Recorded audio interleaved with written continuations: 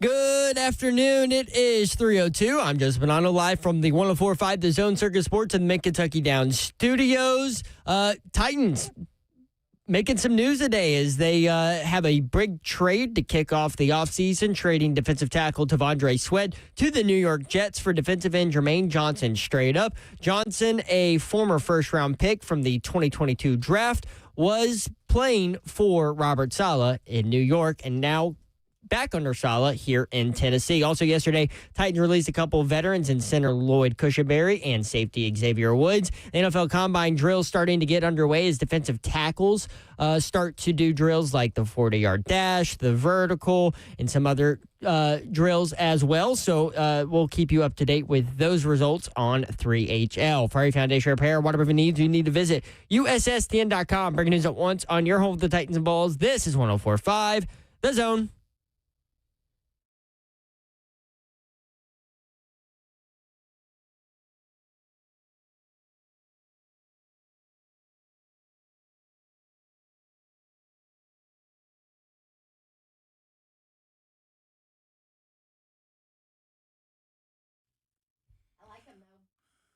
Welcome into 3HL right here on 104.5 The Zone, locked and loaded on it's Thursday. Throat Punch Thursday. Oh, yeah. I love a good throat punch. Absolutely. Why wouldn't we, Babsy? That voice you just heard is Babsy. What up, Babsy? I'm in the building. Happy Thursday to all of you. So, yesterday was my birthday, so I took off, hung out with my girls. You got a lot of love, too. I know. Everybody is so sweet. Thank you, everybody, for telling me happy birthday, because this was kind of like a harder one, age-wise, you're just getting older and it sucks. And so I hung out with my girls, went shopping at kids. This is how different my birthdays are now. This ought to sound good here. Yeah, so there was 4 of us, went shopping at Little Sprouts, the upscale kids consignment sale in Franklin at the factory. So we did that at 11 a.m. with mimosas and our Yetis. That's a good time. Then went to brunch at the factory, which the factory is awesome, right? You just spend a day in there. Yes. And so then went to brunch, did that, then went and got our toes done. All the while, mimosas, champagne, espresso martinis, they're all flowing, right? And then capped off the night at our golf club and drank wine, which was a terrible idea. But I'm like, oh my, how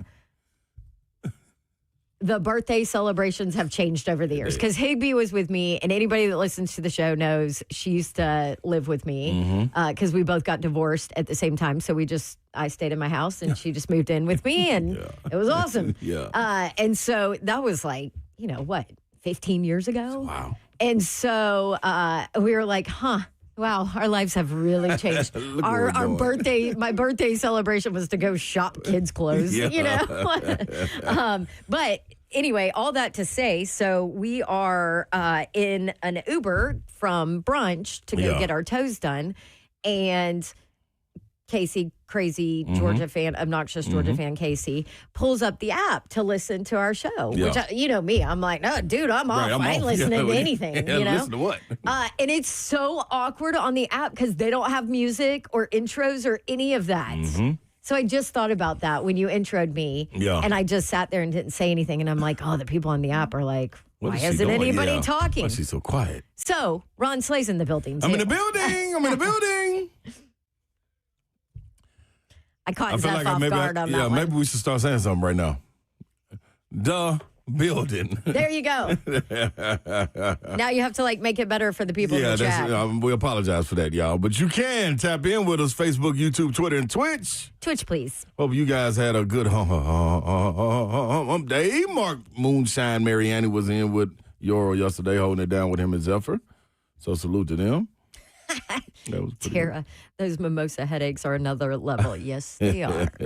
Especially when you have a toddler that has to go to school at 7 a.m. in the morning. She's not sleeping in. She's going to get on up. Yeah, I'm like, hangovers don't vibe well with toddlers. Babs, are you a cake person for your birthday? Blow the candles out type of cake person? No, I hate it. Even with baby Babs, does she not want to see you blow the candles out? Or she like it's mom's birthday, oh well? Yeah, she's like, whatever. When's mine coming around? She got me flowers, and she was super there proud we go. of that. That's cool. Her and Dad got me flowers, but yeah. Yeah. So my girls surprised me with the cake last night. Okay. At our last stop, and I was like, I hate y'all. I don't want the attention. I don't want to blow a candle out. Well, I don't want to do any of that. You got to blow your candle out, Babsy. Yeah. So I did. Good.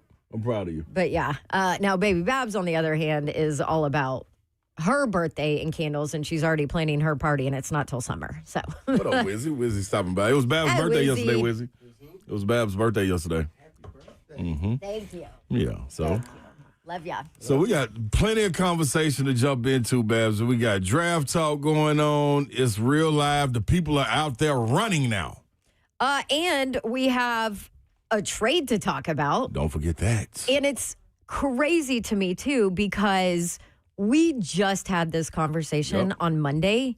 And if you weren't listening to the show on Monday, we were talking about Robert Saleh's defense, the scheme. Yeah. We ran some sound from Saleh from Monday at the Combine, basically talking about how, it takes a lot of endurance. And what is the word he used? What's the actual word he used? That Saleh used? Yeah, talking about how strenuous and demanding his defensive scheme is. Would you like to hear it? Do you have it? I do have it because Zeph, you're the best. Because when I listened to this after the trade, it just made you could see the trade. It does, and it's what we brought up after we listened to this on Monday. So this was Saleh on Monday. We had a guy in 2000, I want to say 20, I think it was 23, maybe 22, L. Woods, who was just as big, just as fast, just as fleet of foot. Obviously it's going to be we're going to ask things of him that are different than what he's done in the past. But one thing he has shown on tape is he can get numbers to numbers, which we need our D-line to be able to do. They need to be able to run, and that is something that he can do. He's a big man. He's got much faster feet than people realize. Is it going to be easy for him? It's not. It is a lot of work. It is physically demanding to play D-line in our system. But I do think he's up to the task. Have had great conversations with him, and I'm excited to see him get to work.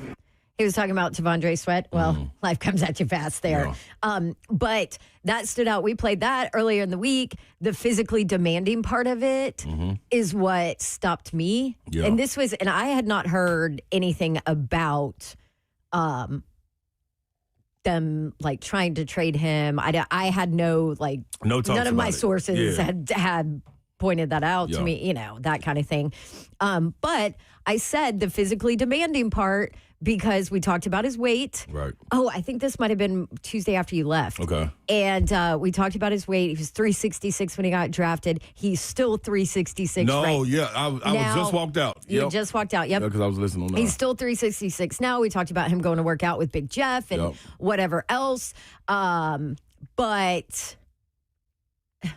somebody in the chat said, well, what was he supposed to say? We're looking to trade him. It's called gamemanship, guys. We didn't say anything about that. I mean, we know he's not going to sit up there and be like, actually, we're going to try and trade him. That'll work. But anyway, and I said, I would be concerned with Saleh's comments about how physically demanding it is. I would be concerned with T'Vondre Sweat being able to be a big part of that defense because conditioning and all that has been a problem. And he came out better ever since college, his whole life, probably. And he came out better.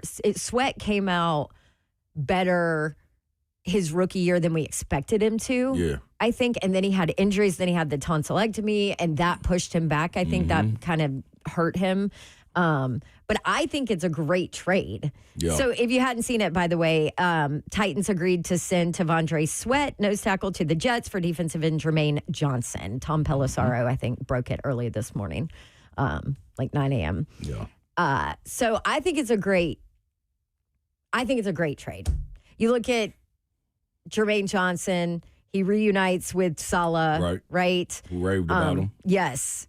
And then I also think T'Vondre Sweat can be a beast in this league. It just depends on what you get out of him. But I think that tells you a lot about what the Titans are looking to do defensively. Yeah. Yeah. Now, let me ask you this. Do you think, because this is the big conversation, do you think that move affects what they do at 4? I'm going to be honest, Babsy. I really don't know because once again, we go back to where this franchise is as far as needing so many pieces. Like this is, you need a bunch of edge rushers, honestly. You know what I'm saying? Like Jermaine Johnson, yes, is a piece. He's coming off a solid year, but a losing year as well. So how much you can put into what he did as far as production, you're gonna have to trust Saleh's eye because he got to see him in practice. You know what I'm saying? He got to see his effort and his work ethic and what that's like. So coming into this situation he now, kind of has a leg up because he knows. Absolutely. Yeah. You know exactly what to expect, and I would think you want people in your on your team that can, you know, go by example, lead by example. And he's one of those guys, Jermaine Johnson. Even regardless if he is a stud when he's out there or what, you know how practice is supposed to be ran, and that helps when you bring in rookies, free agents, whatever it is to get your message across. So I think it's still a lot of more holes that you got to fill with this group. I still think you would go edge for me. I'm gonna say that because I said I'm not changing. I said I'm not changing this year. I'm gonna stick with. I came in liking Ruben Bane. No, loving Ruben Bane, especially after watching him in the playoffs, what he was able to do. Mm-hmm. And everybody know. I mean, this is the part we're gonna get into later. Like his measurements came out, how tall he is, the short arms, small hands, whatever it may be. But I'm with being a gamer. And if you pop off tape, it's one thing to say you coming into this league raw and not knowing what it is. But to be able to go and watch his background and watch who he was taught by, we can't rave during the year and say Jason Taylor is doing a phenomenal job down there in Miami. And then once he leaves there, it's like, oh, man, but what about his arms? Dude, he was playing top-notch talent and whooping folks. So I'm going to stay right there with him, you know. So does it open up the door for options? Yeah. But we also got to continue to see what happens through free agency. Like the draft is still a long, long, long way away. So free agency around the corner, you know what I mean? Like when the league year starts, then I'll get a little bit more of a clear picture of how things may go down. You know what I'm saying? Yeah. What does it start? March 1st? What is it? What's the league year? I think it's next Tuesday. Yeah, I believe. Yeah, so March. Okay, so March, what, 3rd or something like that, 2nd or 3rd. Yeah. So it's beginning early. of March, yeah. First week in March is when it cranks up. Yeah. Then I think we start to shake out what's going on. You know what I mean? When you going like for the gold, you're digging for the gold, and you put it down there in the water, and you get all them little rocks. We got to shake out the little shaker and see what we got. Then we'll be able to see once we get out of free agency, and I'll be able to have a clear picture. But the legal tampering is March 9th through the 11th. Okay. March 11th at 3 p.m. free agency starts. So the 11th is technically the new league year. Technically. So based on that, when I was talking with Stoney, I think we both agreed that when you're looking at the edge position in this draft, we obviously know the top 3 guys, Ruben Bane Jr., David Bailey, and Arvell Reese out of Ohio State. What we kind of came to the conclusion is the gap between those 3 guys and that second round of guys that would be available there at 35, I feel like is not as big as a lot of people are making it seem. Like I feel like it's a lot closer because you've heard Ruben Bane, David Bailey, and Arvell Reese over and over and over again. So of course, a lot of people think, okay, well those are the best guys far and away. But I think Stoney and I both agreed, especially with him diving into a lot of the tape, that maybe the gap between those guys in that next round isn't as big. And if the Jets go for one of those guys at 2 and it opens the door for a Caleb Downs or a Jeremiah Love, like one of these quote-unquote generational players to sit there at 4, could the Titans be comfortable enough with the depth of this edge class to go, okay, we can't pass up on a guy that we probably won't see ever again at this position. And we're still comfortable with getting a starter at the edge at 35. That's kind of where we sat. And so I kind of talked myself into Jeremiah Love, which I probably shouldn't do this early, but well, shoot, and who knows? Maybe there's a trade for Tajay. Maybe I mean with all of those Rand guys from 2024 starting to leave the building, Brownlee, now Sweat.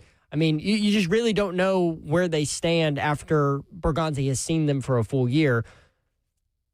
Time will tell, but it doesn't seem like Spears is a guy that's going to get a second contract with Tennessee. So if you move on, Love would be a decent replacement. I'd be happy with any of that. I'd be interested to see what they could get for him with the injuries that have taken place. Yeah, that's true. That's gonna be interesting. So Jeremiah Johnson, 7.5 sacks. Jermaine Johnson. Mm-hmm. What did I say? You said you were mixing Jeremiah Love. Yeah. Jermaine Johnson. Y'all making a hell of a player, yeah. That would be something. Yeah. Yes. Anyway, 7.5 sacks, Pro Bowl in 2023 before an Achilles injury is what he suffered in 2024. And that was, he only played 4 games that year. Yeah.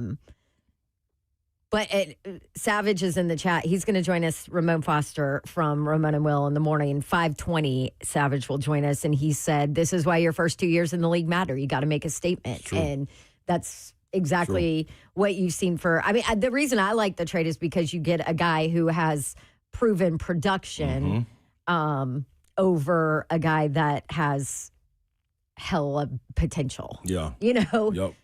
In Sweat. I'm cool. I'm so cool on potential. And then you put Johnson with Big Jeff. Yep. Yeah. I like the look of that on paper, don't you? I like it. I like the speed. Yeah. Okay, we're gonna take a break. But we've got a packed show.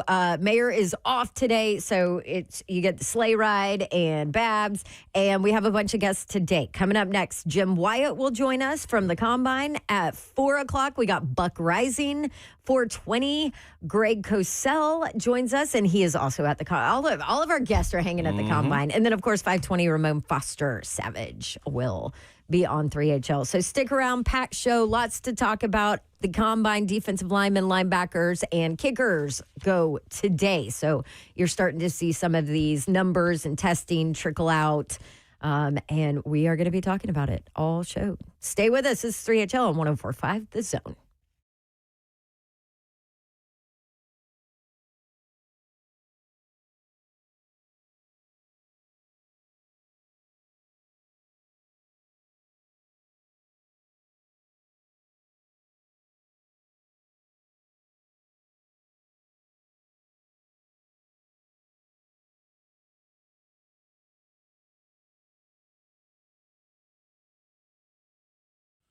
What's up, good people? You need to hurry on over to PAI Medical, find out exactly what they can do for you. I'm here to tell you that, yes, their treatments do work, and you can take it a step further if you would like to. First, let's get the number out there.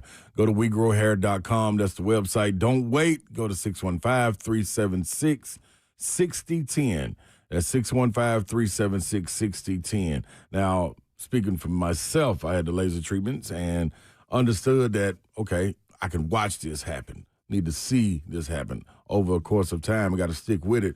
That's what I was able to do. I had a picture that was taken, and I was like, whoa, that was from the top. Saw a little sunroof opening up there. Didn't like that. Hair was important for the confidence for me. So go to the best, and that would be WeGrowHair.com. The laser treatments work. No one else in Tennessee has the ARTIS robotic FUE procedure, and We Grow Hair's high-density hair transplants that give you 2 times more hair in just one procedure. PRP laser treatments, that's what I do. In and out in 45 minutes. They work. You get thicker and fuller hair. Restore your hair with confidence. It's up to you now. You got the information. Go to WeGrowHair.com, 615-376-6010, WeGrowHair.com. United Structural Systems, USSTN.com is the website. Tennessee hit hard by severe weather recently as communities across Tennessee continue working to rebuild from flooded homes and storm-damaged schools to infrastructures weakened by melting snow and ice. USS is here to help. Since 1994, United Structural Systems has helped thousands of families and businesses restore their homes after foundation damage. Often the damage comes from the kinds of severe weather that Tennessee sees year after year. USS doesn't just fix structures.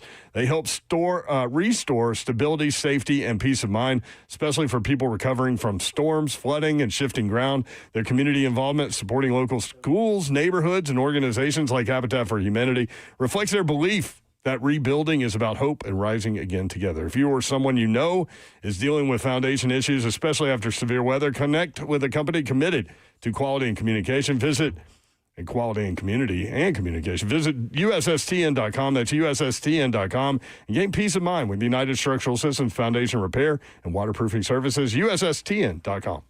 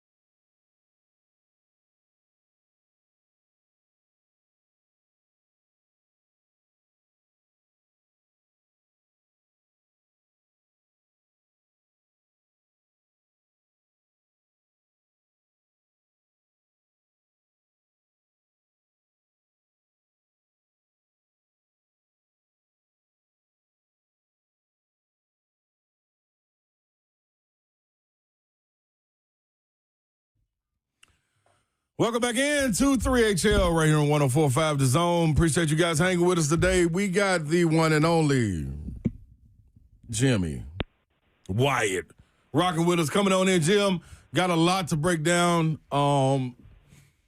when you coming from the combine, you got a lot of things going on. But first, I got to hit on, man, how pleased were you with your guys getting a win over there in Memorial Gymnasium last night?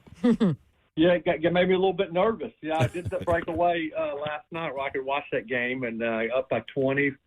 I hope I was going to be able to relax a little bit, and then the game kind of got way too close for my liking. But I was glad to see him pull it out, and now got 3 straight on the road, so it'll be tough inning. Got to start peaking. Got to. That was good to get it done, though. Jimmy Wyatt with us from Titans.com. And Jimmy, busy couple of days here for the team. I know league year doesn't start till March 11th officially, right? But the news coming out this morning that the Titans have traded T'Vondre Sweat to the New York Jets for Jermaine Johnson. What was your reaction to this move? Well, I can't say I was surprised, and I actually think, and again, I got to preface this by saying that, I've seen the reports out from whether it's Schefter or Pelissero or Rappaport that move has been made a rare just player-for-player swap. As you mentioned, league year doesn't start till March the 11th. These guys got to pass a physical, so all this could be pending a physical. At some point, I'd expect it to become official, but we're going to have to wait for that to happen. But just the way things are going, and assuming this does go through, I think the Titans are getting a guy that loves, and I've talked to a lot of my friends here in Indianapolis, number of them that cover the Jets, and they've obviously picking my brain about Sweat. And, it sounds like Jermaine Johnson is a guy that Robert, Saleh loved during this time in New York. He loved playing for Robert Saleh. There was interest in Saleh trying to get Johnson to San Francisco last year before the trade deadline. That didn't happen. The Jets people think that Jermaine Johnson will flourish and kind of re-energize his career by returning to a scheme and to a coach. And I'm going to include Aaron White-Cotton in that as well, because that's another guy who has been big in his development. I think they think that's going to get the most out of him. And so Titans get a player with a year left on his contract, and a guy who has, I think, a lot of potential. Just needs to be back in a situation that will re-energize him. And as far as the Sweat goes, I just don't think he was necessarily going to be a great fit in a new defensive scheme, what he was going to be asked to do. Physically demanding, right? Yeah. And I hope for T'Vondre that maybe he will use this as a way to kind of jumpstart his career as well, because he's a great guy. I'm sure you guys have crossed paths with him and talked to him.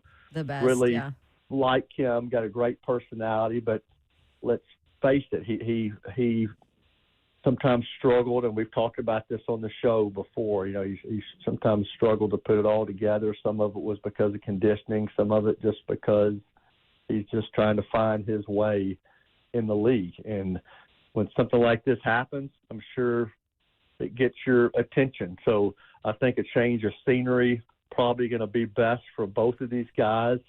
And but time will tell. I mean, I like Jermaine Johnson as a player. The year when he went to the Pro Bowl and he had 7.5 sacks, he was a pretty dominant player. Then he got hurt at Nissan Stadium in a game against the Titans and was carted off the field that day. And then last year just never really, played up to his expectations and or the expectation of the Jets. So I think maybe he will use this as a chance to jumpstart his career again, and maybe Sweat will do the same. You got a guy like Johnson coming off Achilles, so that can always be tricky, but he did make it through a year after that, so I think that's always good. And to have a leg up, we were talking about earlier, of knowing what Saleh wants, especially being able to be a leader as far as being able to carry the message out, to newcomers coming in, whether it be free agents and draft picks. it's always good to have on your a little feather in your cap to move forward, Jimmy. When you look past that, Lloyd Cushenberry, they released him. Was this solely because of the physical? I saw physical not being able to be passed, Jimmy. Yeah, I don't know that the shoulder, because he was dealing, as you guys remember, with he was coming off an Achilles last year himself, and I don't think he really ever felt right with that. But I don't think the failed physical was related to that. Okay. And I think maybe I even saw, again, I'm kind of hesitate to talk about injuries the guys are dealing with, but I think I saw Schefter maybe tweet out that was related maybe to a shoulder that he had been dealing with. I know Cush, and talking to him during the course of last season, he just, it took him a while to really get his wheels back under him, and that's a hard injury to come back from, and I think it was always going to be a tough year for him. I think as the season got advanced, I think that maybe the Achilles was behind them, but then you're dealing with other things related to that injury, and didn't really ever play up to that level.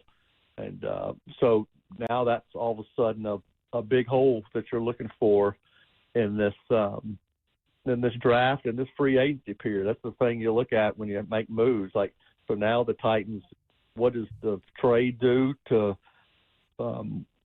your need at edge? And on the D-line, I still think the Titans are in play for one of these edge guys at 4, but you're also looking for a starting center. And, those guys are tough to come by. And what you got to do is, what you hope you can do is find a guy like Ben Jones, like the Titans did many years. Hell, it's been almost 10 years ago, and have a guy like that come in who it's been that long. I think I'm right on that. Was it 2016 maybe? But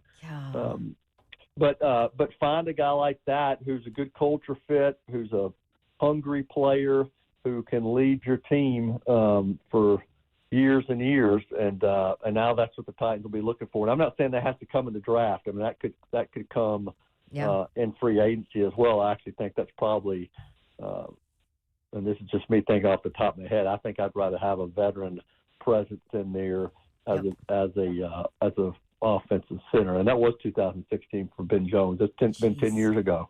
That's crazy. Played from 16 to 22 with the Titans. Oh, we miss him.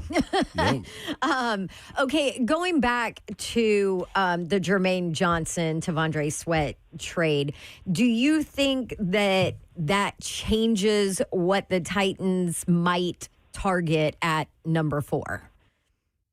Not necessarily. I mean, I still think anything's in play. Like, I still think, you'll look at that position and the value there. I think if you still love one of those guys, I think it changes for the Jets. I mean, I think the Jets now are definitely in play for an edge rusher at number 2, or maybe they wouldn't have been. Right. And maybe one of those guys comes off the board, but maybe they're not looking at the same player there.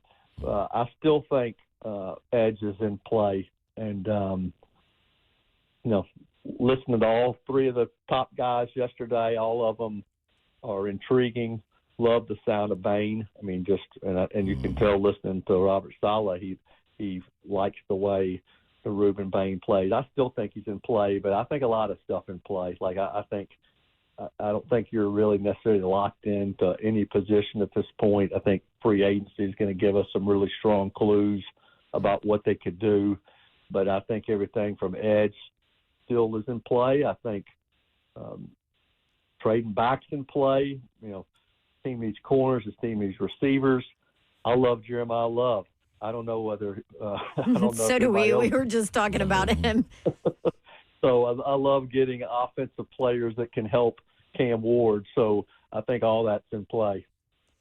What's your favorite part of the combine, Jimmy? I think just kind of getting I love the availability with your own front office people. So listening to Robert Saleh and Mike Berganzi again, been up here through a lot of different regimes, but you always get a lot of information out of that. Seeing these prospects, I don't sit in on the workouts like some others do, but I spend a lot of time in that interview room and listen to these guys come through, and I love seeing these personalities and hearing them talk and kind of envisioning how they would fit with your team and the culture you're trying to build, and have certain guys you like.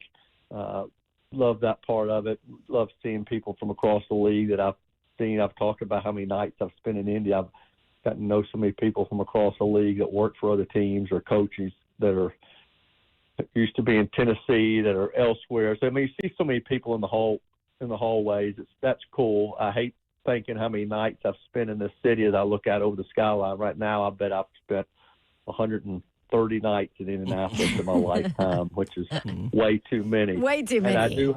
And I do hate. I will say what I dislike about the combine is a lot of times these media sessions turn into have you talked to the Browns, have you talked to the Packers, have you talked to the Lions, have you talked to the Patriots, have you talked to the Steelers? Like, it's just a waste of time because of some of that stuff, because these are the top players in the college, coming out of college, that are going to the league. If you're a good player, you've talked to every team during this process, whether it's Senior Bowl, whether it's here, whether it's your pro day that's coming up, whether people have been on campus. So you're not really breaking any new ground, but those things turn into just a constant stream of who have they talked to and trying to make it sound like it really means something when it really doesn't.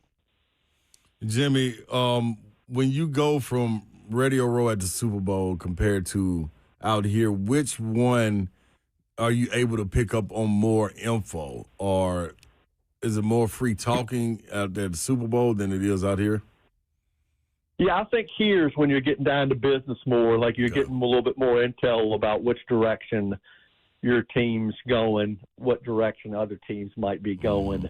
The Super Bowl, I think, is kind of a last look back at the previous season. Like, I think once the Super Bowl ends, then you turn in the page to what's happening now.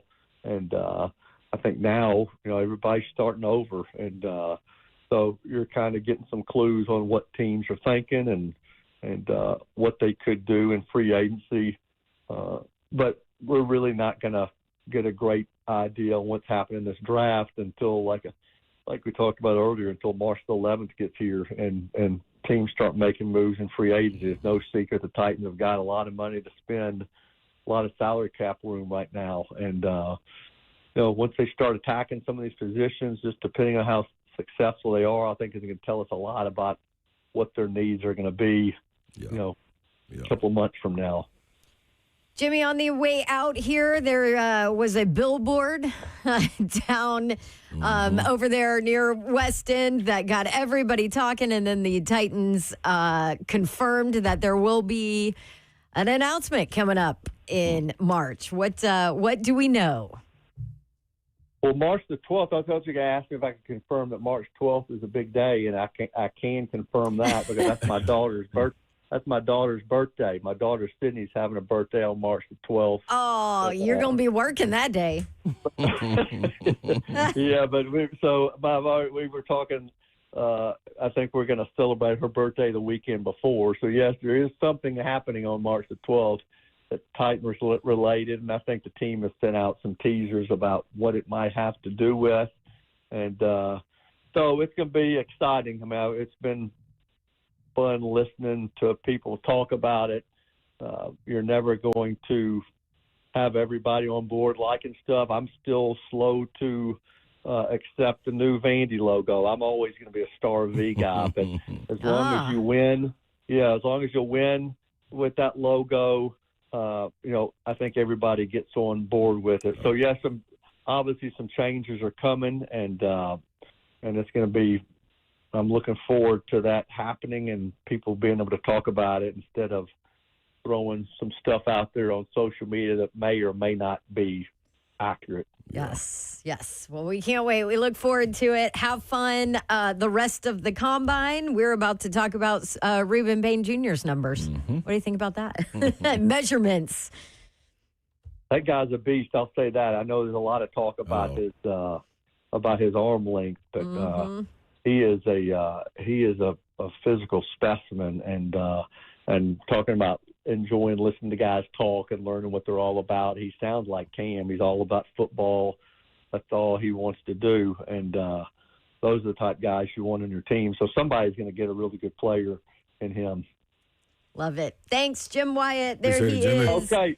Appreciate you, Jimmy. Y'all have a great rest of the week. Okay, appreciate y'all. Thank you. If you want to check out all of his stuff, go to at J Wyatt Sports on Twitter, and TennesseeTitans.com is where all his information is. He's all over everything for the Titans. Quick break.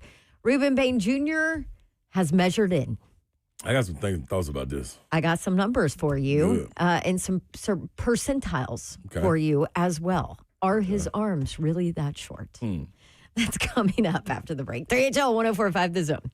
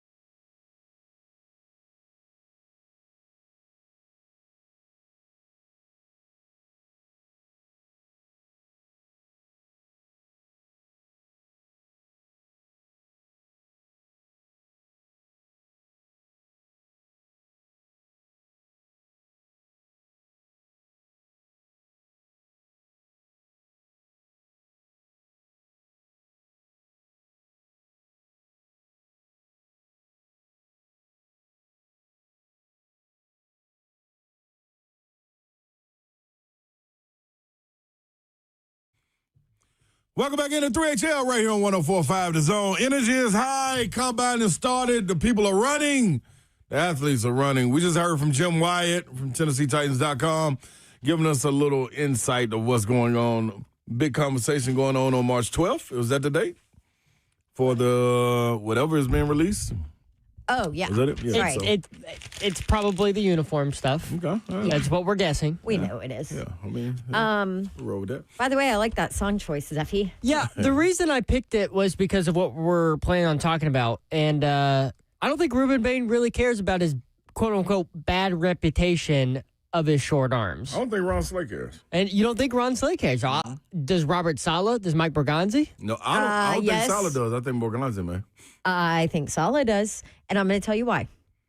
Talk to us, Babs. Okay. Give us some numbers. Well, first of all, because Saleh specifically talked about arm length, not tying it to Ruben Bane Jr., but specifically said this when talking about his defensive scheme and what they need from their defensive linemen. Arm length is always going to be key, especially with a team like us that plays more of a zone style. Those long arms close up passing windows and do all the different things that we ask them to do. But so it's really every position. Arm length is always a big deal. There you go.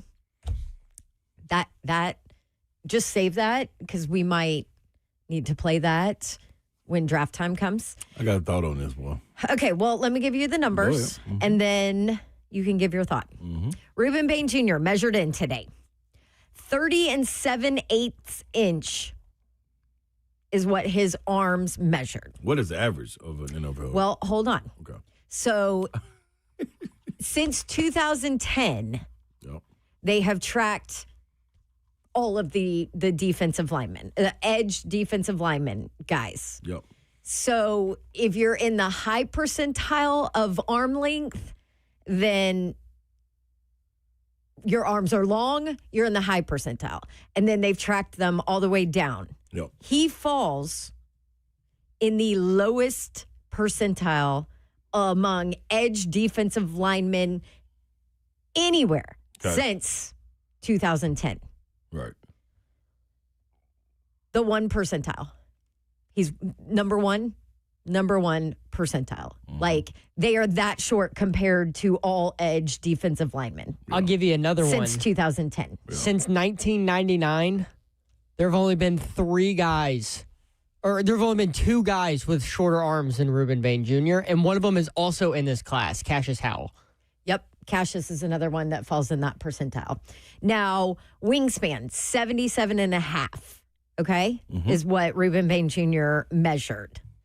That falls in the 10th percentile among edge rushers, in the 13th percentile among defensive linemen. All of that tracked since 2010. Okay.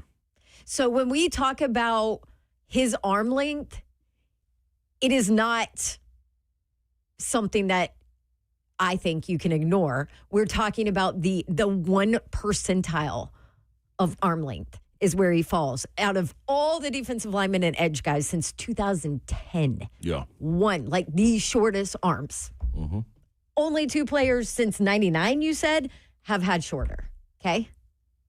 Okay. Now, I probably should have had you go first, huh? No. Does that affect how you feel? All. And for the sole reason, and we'll probably have to get into this more at the top of the hour, but to start it off, I think when you're going through the draft process, these combines and things of that nature, you start to X people out and check boxes according to what measurements are and what you think you're going to get or the potential you could reach off of size, weight, speed, arm length like they're talking about, and you don't take in account of what you see with your own eyes, if that makes sense.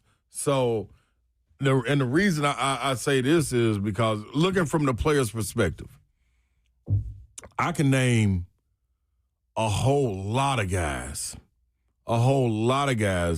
that are going to go and test great, that's going to go measure great, that's going to go run as fast as anybody's ever ran before and can fool you into thinking that, this may be something that I can't pass up on.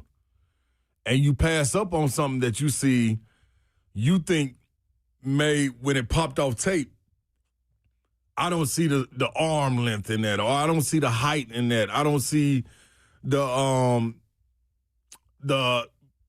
strength in it. But what can't be measured is if they're a player or not. So I related to my situation. Just the film. Yeah, the film. No ifs, ands, or buts about it. Watch my film.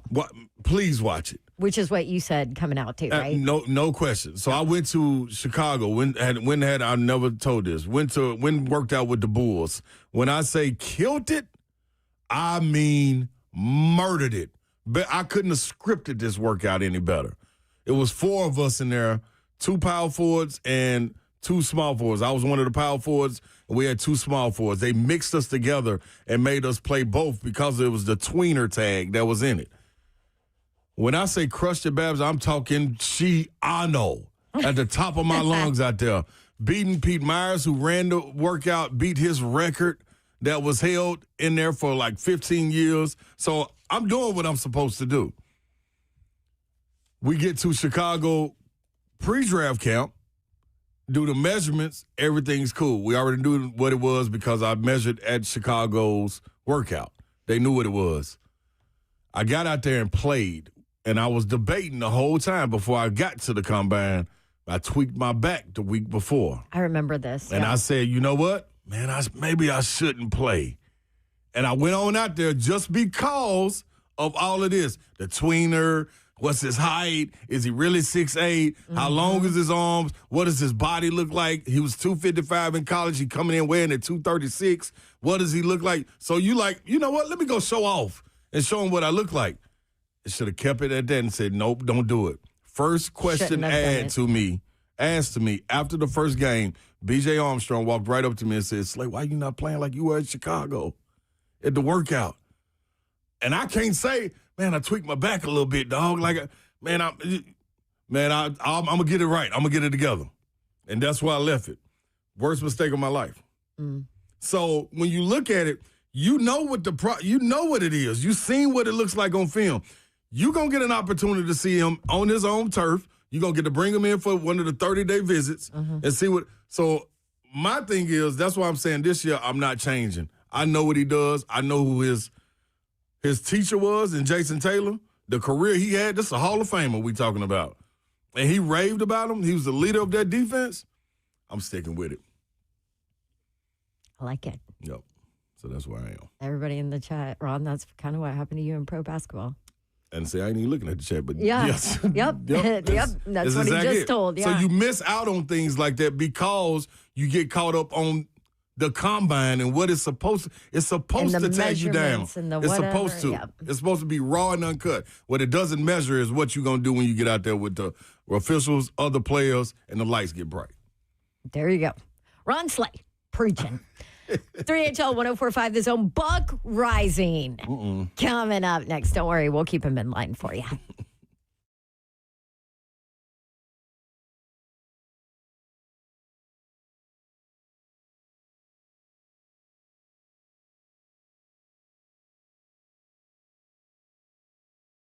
If you need new windows and new doors, Pella Windows and Doors of Nashville, that's who you need to call. That's who we called, and I love them.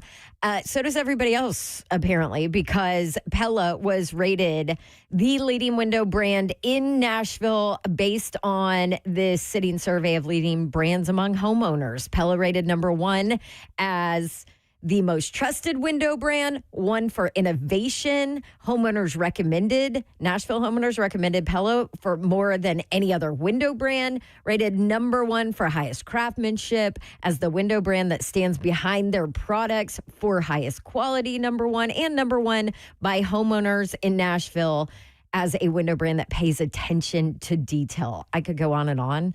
There's actually more that they were rated number 1 on, but you get the point. They also want to give you a Dawn deal. For the rest of February, you got a couple days left here. Buy 3, get 1 free windows and no interest, no payments for 12 full months. There you go. Give them a call, 615-249-1910, or just schedule your free consultation. Tell them to give you the Dawn deal at PellaNashville.com.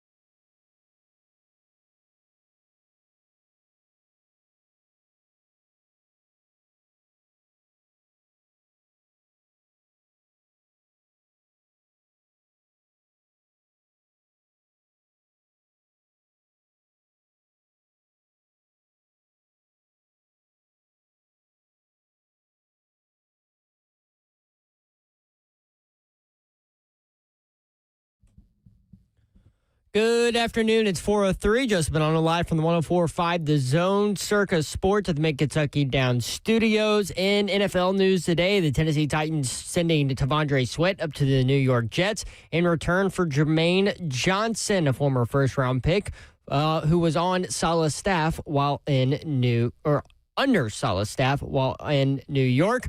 Also, the NFL Combine drills are getting started as defensive linemen and defensive ends start getting their drills going. Several numbers coming in for the 40, the vertical, the split, broad jump, and all those other drills that they do up there in Indianapolis. For all your foundation repair and waterproofing needs, you need to visit USSTN.com. Breaking news at once on your home for the Titans and Vols. This is 104.5 The Zone.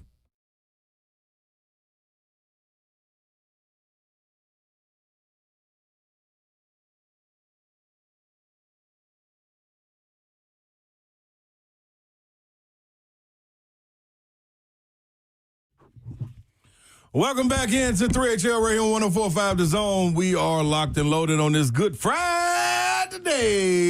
No, it's not. It's Thursday. I'm sorry, brother. Yep. Mm-hmm. I'm Close. going to let Babs take over. Close. It felt like Friday, Babs. Yeah, we'll do our intros later. Yeah, let's get to It is not Friday. It's Thursday. He's Ron Slay. I know you wanted it to be Friday, but I bet Buck Rising wants it to be Friday too because it is a crazy busy week in Indianapolis. Buck Rising from the Buck Rising Show is with us live from Indianapolis. What up, Bucky Buck? Hello, friends. How are we? Hello. What's up, Buckaroo? What's your I've also got a small, well, I wouldn't call it small, but a large red baby sitting next to me that we just took to watch some drills for the first time. He's very petulant, and apparently it's time for him to go home and take a nap. Is that Bert? Yes. Yeah. It smells like onions. Is he squirming? He's squirming around. Does he carry snacks around with him? No, Kirby carries snacks around for really for me more than anybody, just to keep, it's like the Snickers commercial, and just get a little petulant and bitchy after a while. Yeah, that tracks. That definitely tracks. Okay, what's your favorite part and least favorite part of the Combine before we jump into this? Oh, I love the Combine just because, it's like Super Bowl for you guys. You see everybody, it's a football convention. You have a lot of good conversations. Everybody's a little more relaxed than they are during the football season. And also, we are in the midst of a 5-day drinking bender in which Robert at some point looked around at the bar and said, we've been doing this all weekend, and we had to remind him, no, it's Wednesday, sweetheart. It's going to be okay. We're gonna He's get like Slay. Yeah, I thought it was Friday, but yeah. No, I understand. You have no excuse. The fact that we have been drowning in tequila, soda, and football for 5 days at this point, at least there's a little bit of an excuse for me. So today, one of the big stories are the measurements for Ruben Bane Jr. today, which are exactly what everybody thought they were going to be. Really short arms, like in the 1 percentile of defensive lineman edge guys since at least 2010. So we've got defensive linemen, linebackers, and then kickers working out today and doing measurements today. What is the biggest standout to you on the day so far? Well, I guess if we're talking locally, it would be T'Vondre Sweat getting shipped off for Jermaine Johnson. Yeah, we'll get there. Just as a news item, for sure.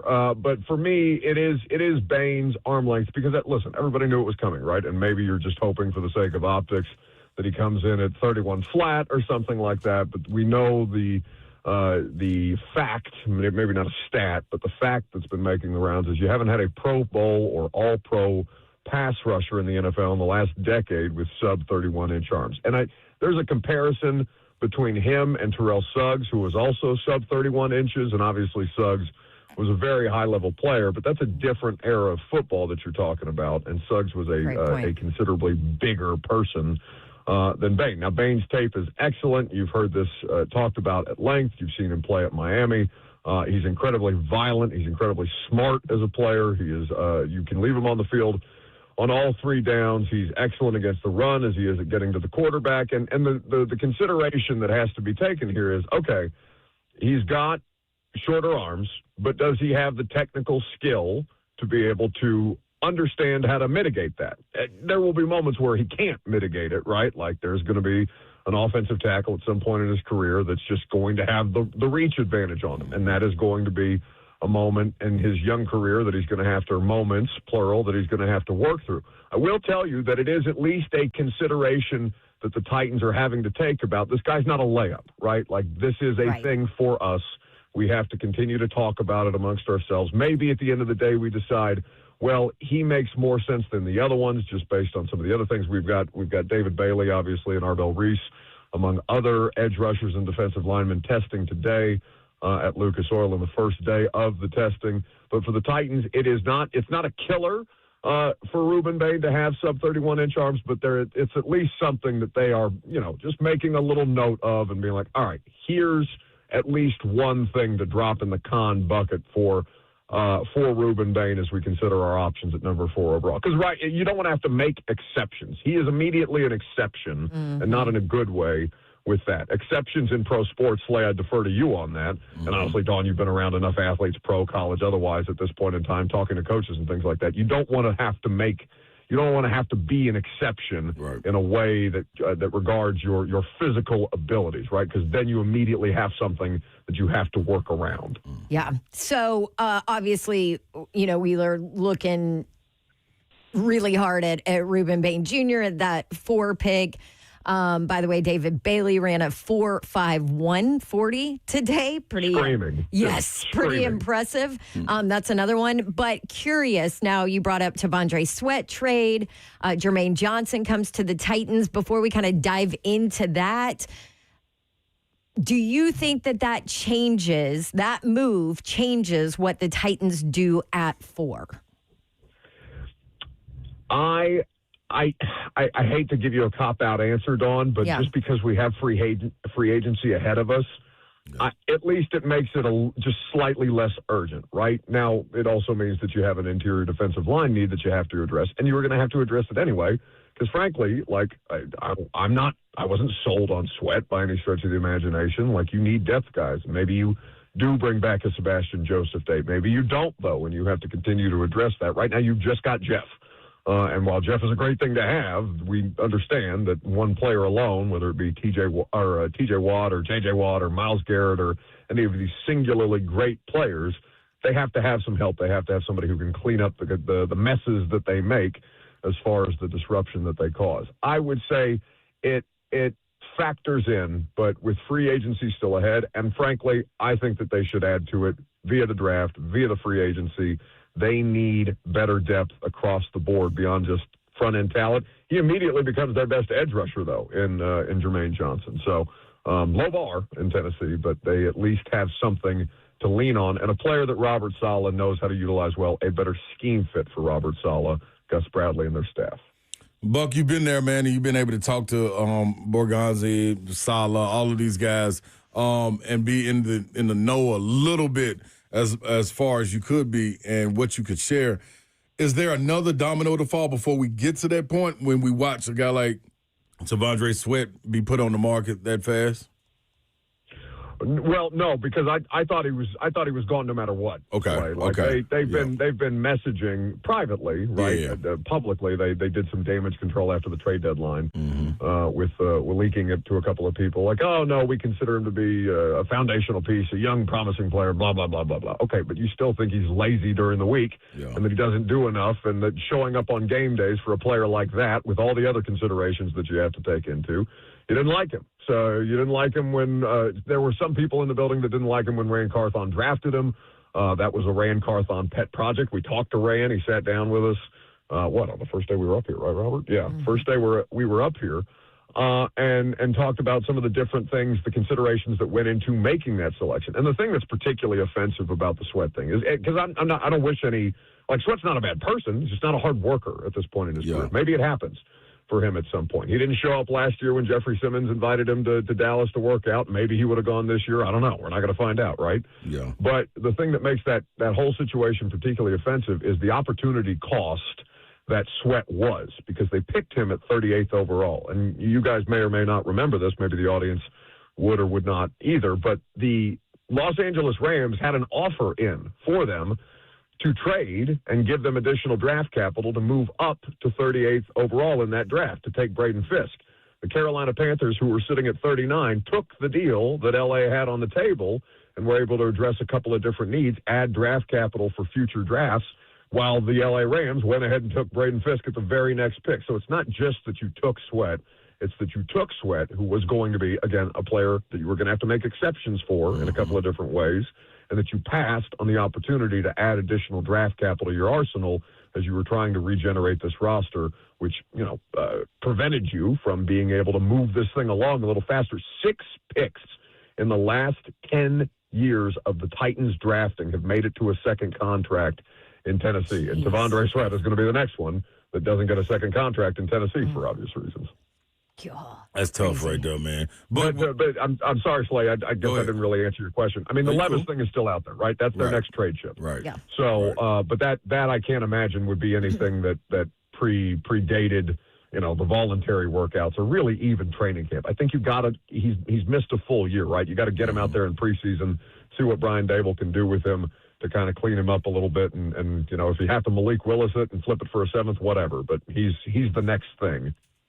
I saw he was back in town. I think it seems like Valley. That's great. Yes. Swell. Love that. Right place to be. Go home. Buck, you hit on what I wanted you to hit on. I really just wanted you to revisit the conversation that you just had on your show earlier. I thought was real enlightening when you were talking about T'Vondre Sweat and them trying to move on from where they were going. Outside of the Titans realm and the bubble. Just quickly though, do you guys have a problem with what they did? Like, where Absolutely are you all not. on it? Because I'm open.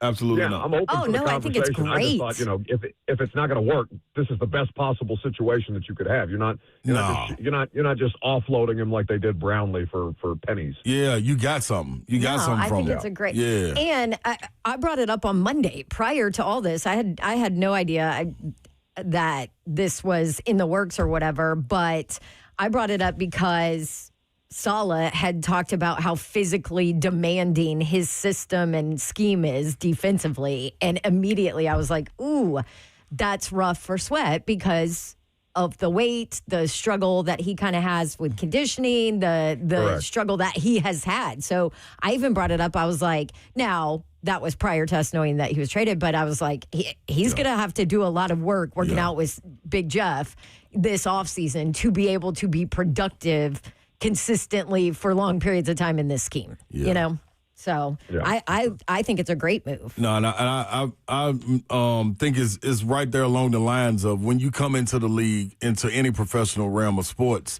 you look at it and you assess what you did year one, and it's up to you to understand now, okay, hey, this is how you be a pro. You got to look around the room and then take a look at yourself. A la J.C. Latham, the way he was able to do that, like, man, dude, I couldn't even make it through a year. I got to go get myself better now. The injuries that come along with it, all right, cool, that's dealt with. But you got to make the effort to say, hey, man, I am a professional. This is the way I got to go. And especially if you happen to be a second-round pick, anything after the first, you really got to get on the ball. So I thought it was good for him because hopefully it'll be eye-opening and he can awake himself and be like, man, all right, this can be taken away quickly if I'm not on my job. I did want to ask you about AR, though, Anthony Richardson. What have you heard anything about what may be going on with Anthony Richardson? Don't laugh at Slay's question, Robert. Yeah, don't laugh at him. But put the tape back over his mouth, man, and the bag over his head, dog. He ain't supposed to be seeing a day of light. Oh, we used it all on Kirby. We ran out of tape for Robert. Are you kidding me? Yes. So anything, is this just Indianapolis trying to say, hey, man, listen, dude, we cutting all ties, dog. We tried. Yeah, no, that's one of the biggest. Again, I continue to wonder year after year after year after year why the hell Chris Ballard still has a job, because that is one of the worst transactions any team, any executive in the NFL has made in these last couple of years. And I get it, right? Like, there is something to the idea of tantalizing. He's the most freakishly athletic quarterback in the history of combine testing, but that doesn't make him a good football player. And that's the entire thing. I mean, I'm sure you guys have had some version of this conversation about did you produce as a good college football player? Okay, at least that's a baseline starting level. And I'm not saying AR was bad, but there was just clearly and obviously so much there that had to be done that to justify the 4th overall, he's a 4th overall pick in the draft, if I'm not mistaken. Yes. Yeah. That's outrageous for him to have, one, the issues that he's had, two, the wild inconsistency, and three, the quit in that game against the Texans a couple of years ago, to the point where, and I understand he's a young guy, right? He's only going to be 23, 24, if I'm not mistaken, and maybe a team feels that they have that I can fix him, right? There's always that in coaching. I can fix him. They didn't know what they were doing with him. I can fix him, which ultimately cost Brian Callahan his job. Shout out Will Levis. But I think that you have a situation with Anthony Richardson where there will be teams that give him consideration, but it's a much easier decision when he's sitting on somebody's trash heap as opposed to spending one of your premium picks in the NFL draft, especially on a player that you hope is going to be your franchise guy for the next 8 to 10 years. Yeah. Good stuff, Buck. Y'all have fun. Drink lots of water. Dawn, but I appreciate that. I know. You're I don't know. You're on your game today. Hey, Buck, let me ask you before you go out the door. You got any room in your trunk? Any room in my trunk? Yeah. No, I'm driving a Bronco up here. There is zero. Darn, I was going to say you can slide the guy that likes to giggle back there, but okay. Leave him up front there. That's cool. You just poke him in the stomach and he giggles like the Pillsbury Doughboy. You have something to say to 3HL? Yes, okay, don't sweat on my phone. Let me say it. Hey, Slay. What up, Bert? What's up, Bert? Hey, happy late birthday, Dawn. I didn't get to say it to your face. Thank you. Appreciate you. I love you, Dawn. I love you, Slay. I love you a little bit, Bert. Just a little bit. No, What about me, I'm Bert? talking to somebody. You're not talking at all. All right. Back to the shadows. All right. Yep. Go giggle. There they are. Hey. We've got Greg Cosell, best of film evaluator in the business, from the Combine next.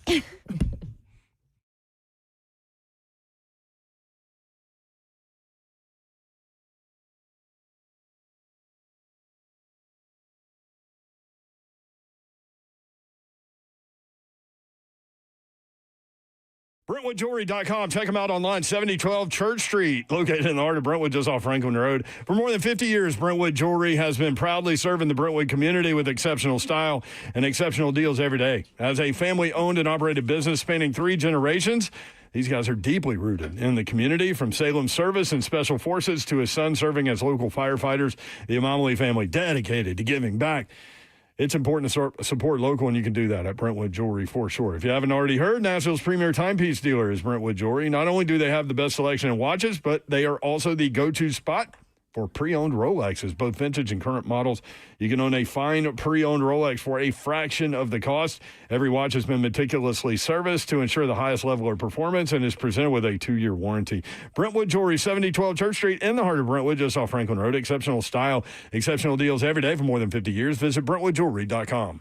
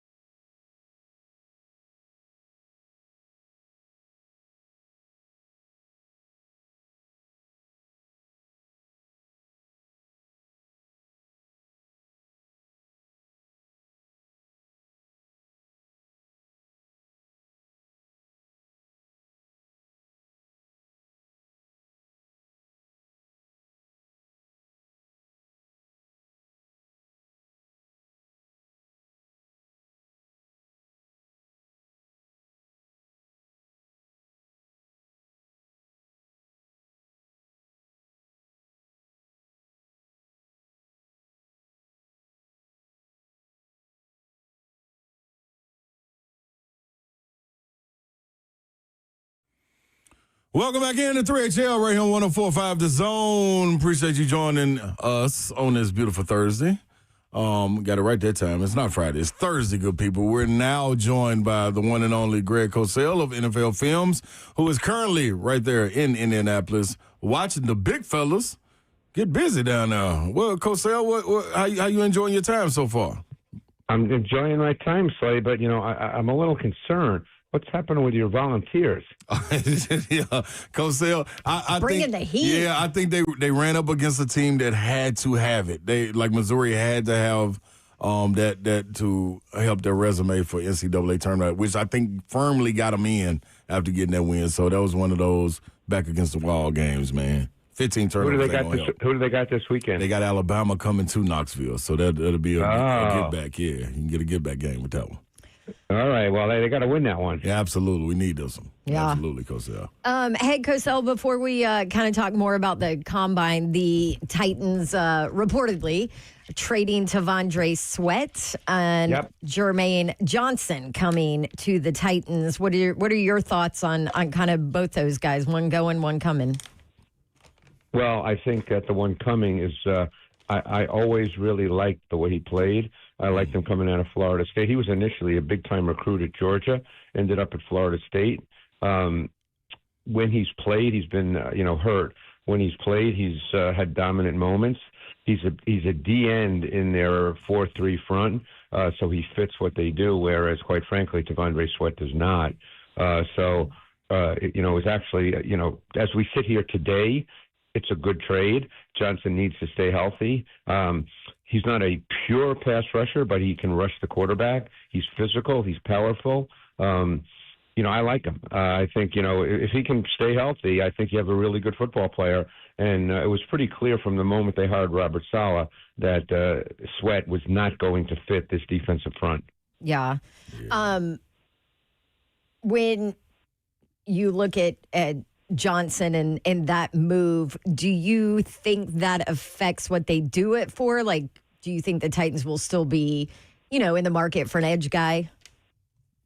Well, I think sort of the mantra in the NFL is you never have enough edge pass rushers and you never have enough corners. That's true. So I think that,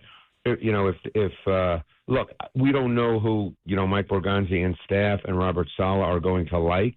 Obviously they're going to rate the sort of the main guys. If you count Reese as an edge pass rusher, which I do, I don't know if they do, but I do. So you have 3 edge pass rushers that, beginning at 2. You're going to have Reese, you're going to have Bailey, and you're going to have Bane. So the question is, now it comes down to if the guy they really like is gone and the second guy they really like is gone, do they take the third one or do they move on to another position? And obviously they're not going to make a public announcement about that.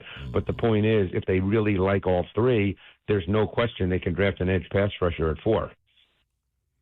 That makes a lot of sense right now. Cosell, you're the guys you're pleased with watching, and it maybe was a little bit different than what you saw on tape or matched up with what you saw on tape.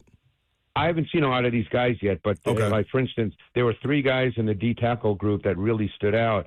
One from your Volunteers, that was Bryson Easton, really stood out in the drills. The other guy that really stood out was a guy named Jackie Marshall, who I haven't watched. Okay. I think he's from Baylor. And Onyedem from, I forget what he's from, but he stood out as well. And now the guy that I'm really excited to watch, and I don't know, where he gets drafted. I'm not even close to thinking along those lines. Mm-hmm. There's a kid named Malachi Lawrence from UCF who was blowing it up through the 40-yard dash. And then I was talking to a guy after he ran the 40 who said, oh, yeah, you got to watch this guy. So I'm real anxious to watch him. He's an edge player at Central Florida. What was it, Malachi, Lawson? Lawrence, I believe it is. Malachi Lawrence, yeah. All right. There's always, it's funny, at every position, there's always guys that are, I don't want to call him a sleeper because, people in the business, they're not sleepers. Mm-hmm. But he's just a guy that I didn't know much about at all, and obviously wasn't first on my list, just to get here to the Combine, because I only had, a brief amount of time between the Super Bowl and the Combine to kind of, see some guys. But I'm really anxious now to see, the Jackie Marshall kid. I'm really anxious to see the Lawrence kid because they just look good out here. Yeah. Another guy that looked good running a 40, David Bailey. Yeah. Well, there's a lot of talk there, right? Yeah. I mean, he's first step explosive because I've done him. I think there's a little bit, a lot of times comparisons are not, exactly apples to apples, as you guys know. People unfortunately look at it that way because, we live in a world where, a lot of people don't think in terms of nuance and subtlety, unfortunately. But, I think when I look at Bailey with that first step, I think of a guy like Nick Benito. So, he's probably in that size range too, give or take. But his tape is very, very good as far as rushing the quarterback. All right. Cosell, Greg Cosell with NFL Films is with us now. Cosell, let me ask you, over your years of watching this, because we were just having a conversation about Ruben Bane and his measurements and things of that nature, has it been one that the measurements didn't match up to the productivity and you saw them take that person as what the tape showed more so than what the measurements showed, if that makes sense? That's a great question. I mean, I can't think of a person offhand, but there's no question there's been those players where, I'll give you an example of a wide receiver. It just popped into my head. I remember being in the Dome, and this goes back years, but I remember being in the Dome when Anquan Bolden ran a 4.72 40. Mm-hmm. And there was an audible sigh in the Dome like, oh, my God, this guy, he can't play in the NFL. Yeah. And obviously it kind of worked out okay. And, some even might think of him as a Hall of Famer. Yeah. So there's always exceptions or outliers, whatever term you want to use. And to be totally honest, I'm not sure I know the difference between 31 and 7/8 and 32 and an eighth. Right. I don't know what the difference would be practically. Mm-hmm. I do know teams have done studies where defensive ends who have arm length less than 31 have not fared well in the NFL. So if for teams that, let's say, are heavy into analytics and those kinds of studies, they will probably have a serious conversation about Ruben Bane. Yeah.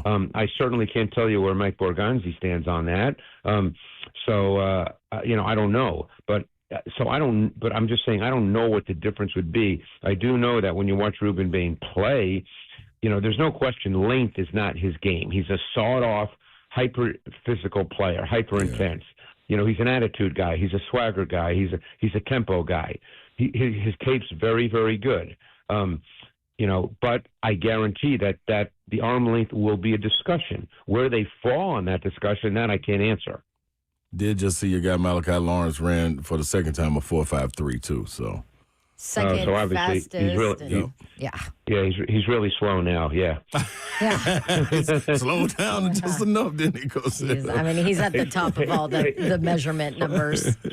Slay, I got timed in baseball when I was in college. Yeah. I ran a 4.8. Did you? You was rolling with the size. How much did you weigh, Cosell? How much you weigh? What's that? How much did you weigh at that time?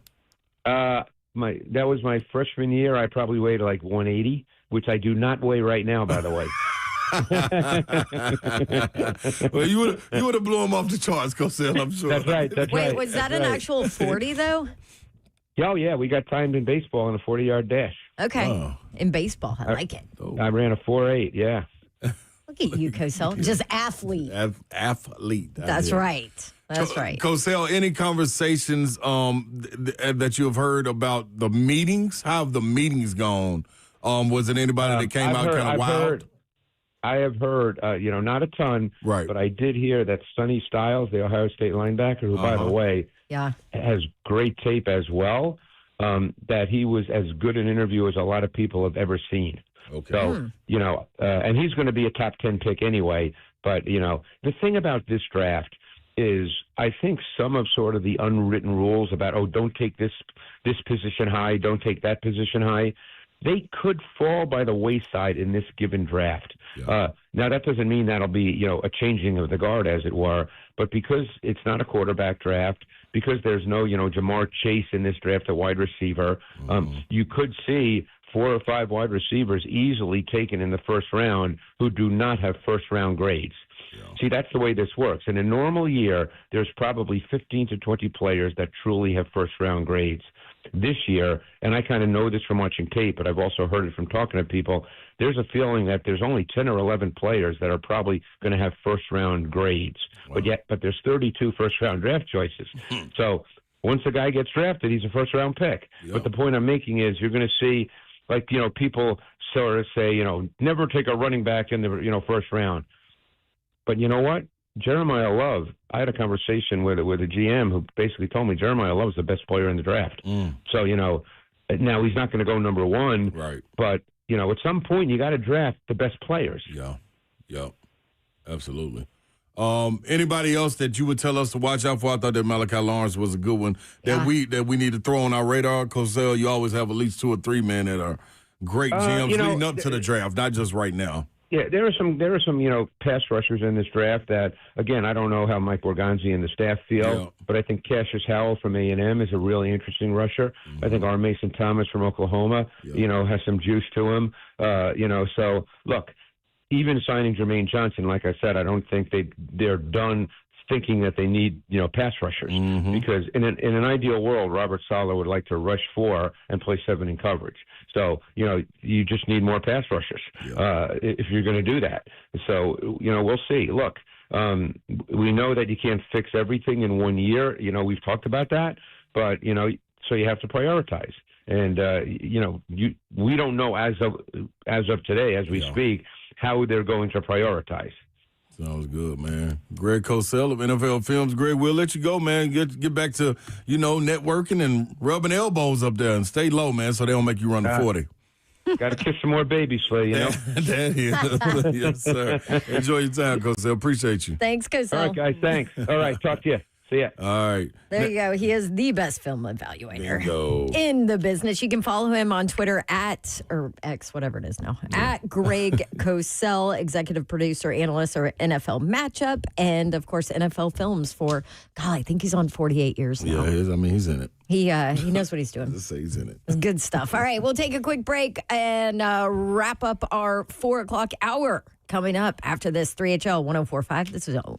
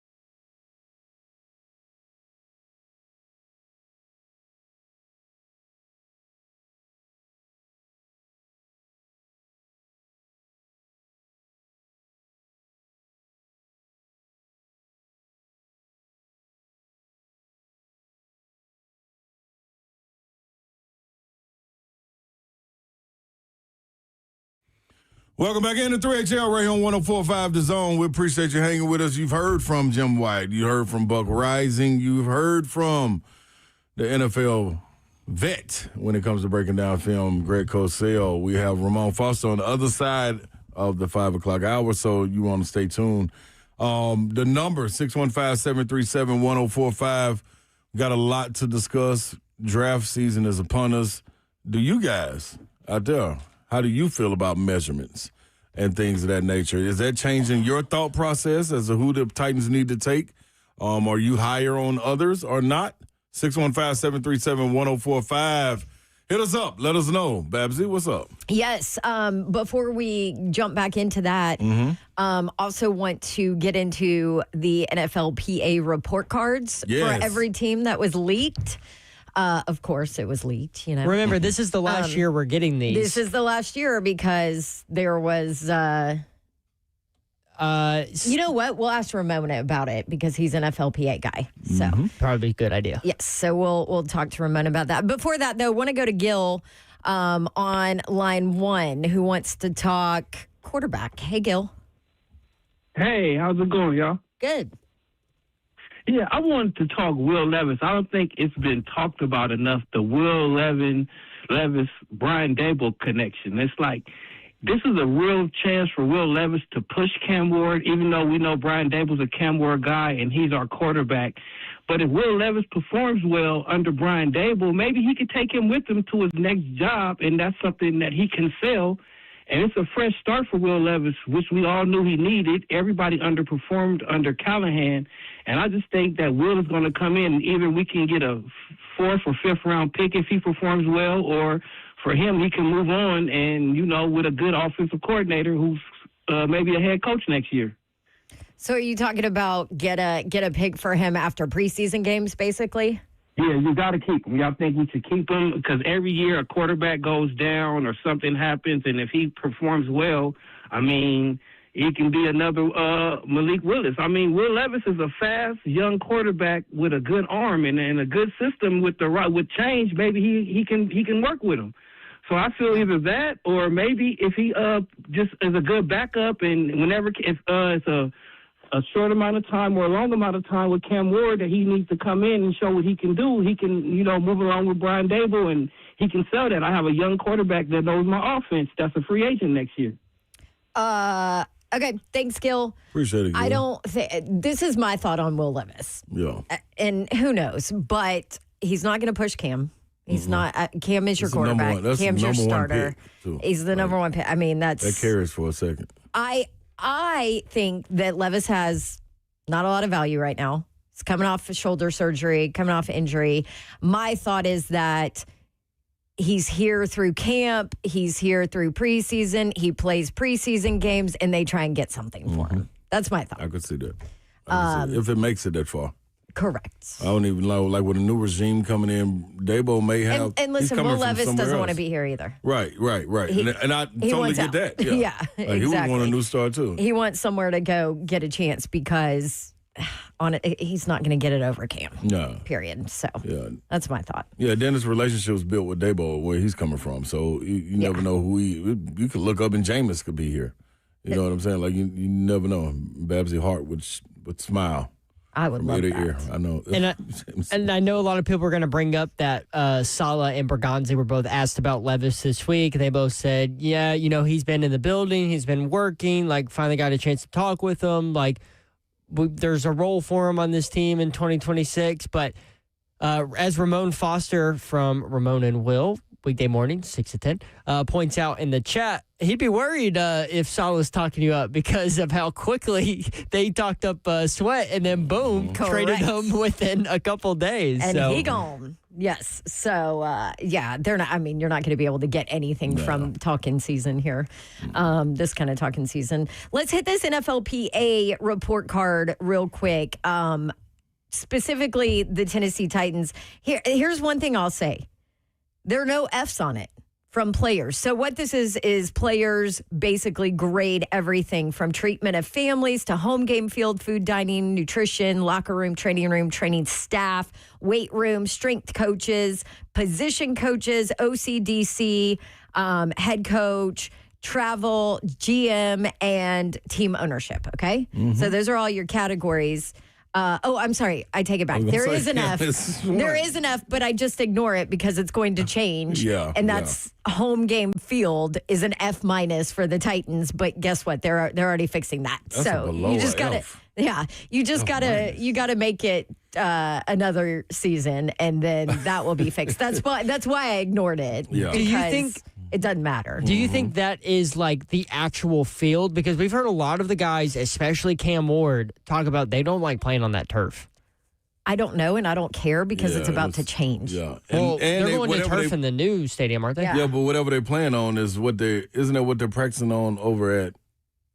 Not bad. I was about to say Baptist. Yeah. I know, but sports park, the sports park. Yeah, we're doing the same thing. Neither one of us. We're just out here. Oh my gosh, yeah, we're Where's stuck. yours? We're stuck 5 years ago. Well, actually, it's probably. I think didn't they change the sponsorship from St. Thomas? I think that dropped a few weeks ago. Kind of went under the radar. It actually did. So yes. you're right. But it's not. I think they're Vanderbilt now. Aren't Yeah, they? I think it is Vanderbilt. So now I don't know what the sports park's going to be called, but the good in it. We'll find out. Treatment of families, Babsy. B+. Food dining area. B. Okay, nutritionist, dietitian. B. Which Locker these are? room. I looked at all the other teams. Those are good. Yeah, B's, that's solid. B's pluses. Those are solid. Yeah. Locker room. D+. That's tough. But that's also Gonna change. going to change because I'm assuming is that I don't know if that's the practice locker room. I think it's considered the game locker room, right? I would think game. Yeah. Training room. B-. It's a lot of time spent there. It's good. Training staff. B+. That's really good. Because we saw the shift in that. The weight room. B. See, these are places people are living. Strength coaches. B. Position coaches. B. Okay. Here we go. Now, these are the coordinators and coaches, but it is from last season, so it's the old staff. Right. OC. C. Whoops. The DC. B-, Okay. which if he actually had any personnel to play by the end of the year, he might not have been a B-. Yeah. Special teams coordinator. This is the only A on the entire list, and it's an A+. Yep. Everybody loves Bones. And this is what you raved about when the hire was made. I was so excited when that hire was made. I was so excited, and that stays the same. So that's great. Team travel. I'm confused with this one. C+. Like it's charter. That's not good. It's like, what do we, is the food not right? What you grabbing when you go on the plane is, like, what's going on when you get to the hotel? You got to wait a minute to check in or what? Yeah. Something it has to do with all that. Yeah, head coach. B-. Which I think is excellent. I mean, but was that Callahan? Was that interim? Either one is excellent. Like, is this the players voting on this? Yeah. Yeah, so it's like, wow. So whatever so didn't translate. Didn't mind him. They didn't mind him. Right. It just didn't translate like to give you perspective, the Patriots head coach grade was A. Yeah, there you go. General manager. B+. Now, team ownership. C. Average. C. C would be average. Yep. There's some work to be done in some areas. Now, I will say, so the entire list, when you add them all up and average it out on rankings and all that, Miami, number 1. Really? Interesting, huh? Overall. Okay. Overall, when everything is said and done. And who don't like living in Miami, though? Well, that's true. That might help that. The Titans are 24th out of 32. Pittsburgh, 32. Pittsburgh is number 32? Mm-hmm. So we definitely got to ask Ramon about this. What's going on about that's interesting. Mm-hmm. I thought it was a nice little family atmosphere up there in Pittsburgh. I mean, there was a lot going on last year, though. There was a whole lot going on. But you still had, you've got ex-players talking on podcasts now. It's getting a little weird. We'll ask Savage about it, yeah. We will. Okay. All right. Well, we can get to Savage on the other side. Yeah. 615-737-1045 is the number, though. Call in because before we get to Savage, we can reset and have a conversation with you guys and hear your thoughts as well, Babsy. Yes. 3HL 1045 The Zone. Stick around for the 5 o'clock hour. It's next.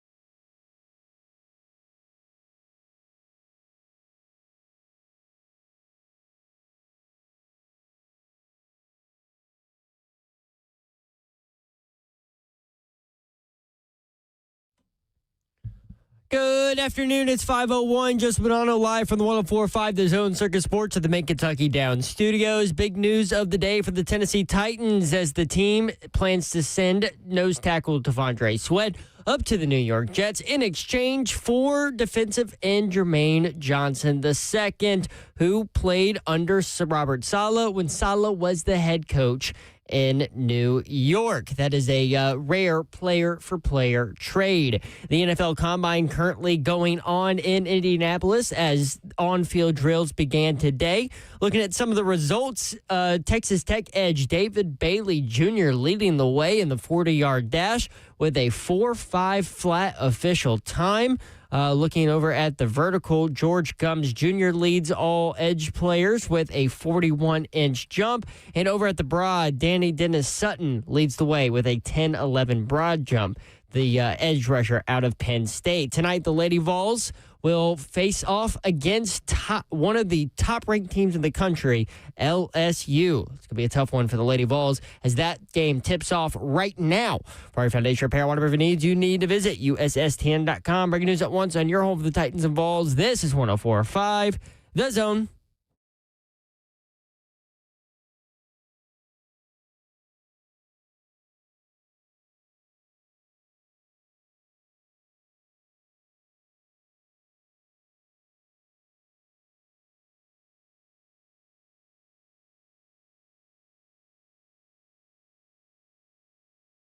Welcome back into 3HL right here on 104.5 The Zone. On Throat Punch Thursday, you got any throat punches you want to get in, you need to call us right now. 615-737-1045 is the number. Tune in with us on Facebook, YouTube, Twitter, Twitch. Twitch, please. Yes, all your comments can be heard. You can intertwine with the chat and have a good time in there. Also, don't forget to hit that like button because it's there for you to hit. We got Babsy is in the building. What up, Babsy? Let's go.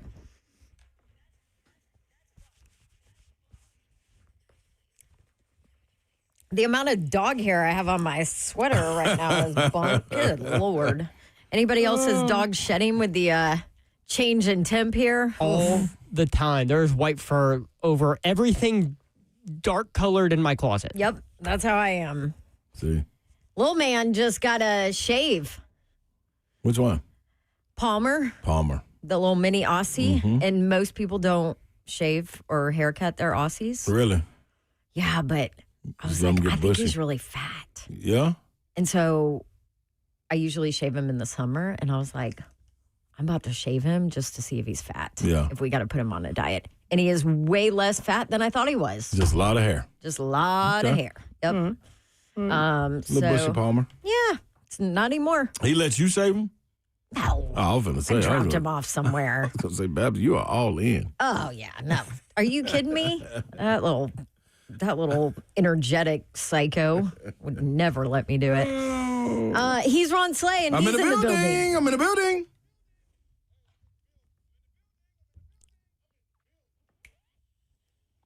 Let's go. Let's go, people. Welcome to the building. Welcome in. Hey, we have a lot of phone calls. Do you want to hit that real quick? Yeah, let's dive into it. Okay. Who should we start with? Hey, it is Trash Talk Thursday, right? Yes, Throat it is. Punch Thursday, whatever. Let's start with X in Lebanon with a little throat punch. We ain't heard from X in quite some time. What up, X?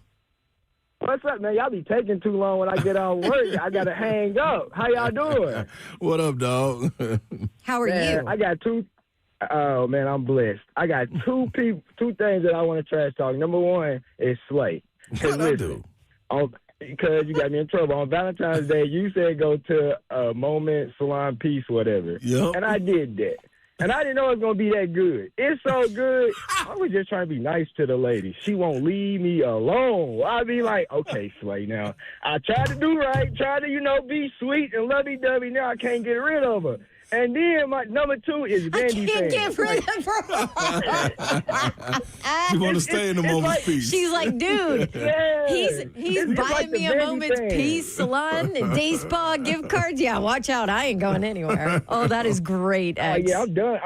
It's like Vandy fans, they're just so annoying. Like, we just beat them. Like, I feel like Tennessee going to be top 4 in the SEC, and we're going to make a big run. But anyway, Slay, I ain't never taking no advice from you or Don, because Don was there that day, too, because she the one who brought it up. But y'all have a good day. Oh, that's right, so man. good. Oh, it's so good. Clip that and send that to a moment's peace. Yeah. We got to send that to Kip. That's funny. Hey, man, we're trying to help the people out here, man. That's all. That's all. That's right. Let's hit David in Carthage up next. Wants to talk about measurements in the combine. Yeah. Hey, David. Yeah. Hello. How you doing, David? What's going on, brother? What's on your mind? I'm all right. I'm just finishing up a day. Took care of, honeydew stuff. Got to get that done for sure. Yeah. I know. I just wanted to wish Dawn a belated birthday. I didn't get to call in the other day. I've got y'all on all the time, and Mr. Hall of Famer there, right, Mr. Saleh? Yes, sir. Yeah. Now, when you talk about dog players and stuff all the time, you get these junkyard dogs and these pit bulls and all that, and that Ruben Bane sounds like one of them dogs to me. Yes, sir. That's how I feel too. I'm right there with you, Dave. I'm walking with you on that. Sounds like one of them dogs to me. So yeah. Is that where you stand on using the pick? I think so, because I think way back in the day, I'm going to date myself, but the Vince Papale movie, where who played got picked up by the Eagles, like they had an open draft, with people just from the city, and he wound up making the Eagles football team, and he was a little dude that a lot of people didn't give any chance of him doing anything, and he wound up making the team and playing for them for a few years. Right. Right. Yep. So it's all about giving the opportunity, man. There it is. Appreciate you, David, man. Take care, brother. Thanks for the call. Well, I'll hang in there. I got you morning and afternoon. There it is. There we go. That's Appreciate what I'm talking you, about. David. Thank you. All right, let's keep in the player measurement conversation. Johnny in Hendersonville. Hey, Johnny. How's it going? Hey, good afternoon, guys. Last caller kind of took my thunder, but that's fine. I completely agree with him. If Bane's our guy, all I care about, I don't care if he's got 9 arms, 6 toes, 4 eyes. Is he a dog? That's what we need here. We need a dog. Yep. I would personally go with Jeremiah Love, but if Bane's the dog and that's what we need, let's do it. It's a great day, baby, because I got to talk to Rod Slay. I love you guys. Love you, brother. Appreciate your call, man. Thanks, Johnny. Definitely. Throat Punch Thursday, if you want in, 615-737-1045. Let's head out to Hermitage. Dylan in Hermitage with a throat punch. What up, Dylan?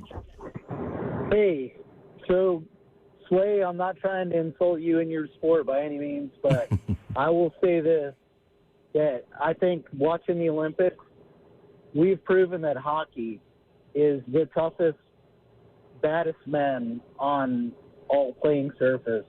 You have your teeth spitting out, and then you score the game-winning goal for a gold medal is absolutely incredible. Yeah. That's next level. I'll give you that. That's next level right there. No question about it. Yeah. That's football on ice in a sense. Rugby on ice with sticks, I guess. There you go. No doubt about it. Appreciate your call, brother. So when you throw punching me, is that who the throw punch went to? Yeah. Damn. Okay. I think his throat punch was for all the other. I think it was all the other sports. All the other sports. Okay. Yeah. All right, turn. I was gonna say, golly, I'm dog. like, yep. You buttered me up for that throw punch. I appreciate it, though. Well, you always know when somebody starts it with, hey, no offense, but. Yeah. You about to be offensive. Made it seamless, though. That's cool. Wrap up this segment of calls with Sue-Ann in Nashville. Hey, Sue-Ann. Hey, Dawn. Thank you guys for taking my call. Okay, I was going to start with something else, but I'm going to start here because it's throat punch measurement. Yes, I like that. Y'all, I like that. Y'all are going to, no. I mean, I'm just going to say it because nobody else will say it.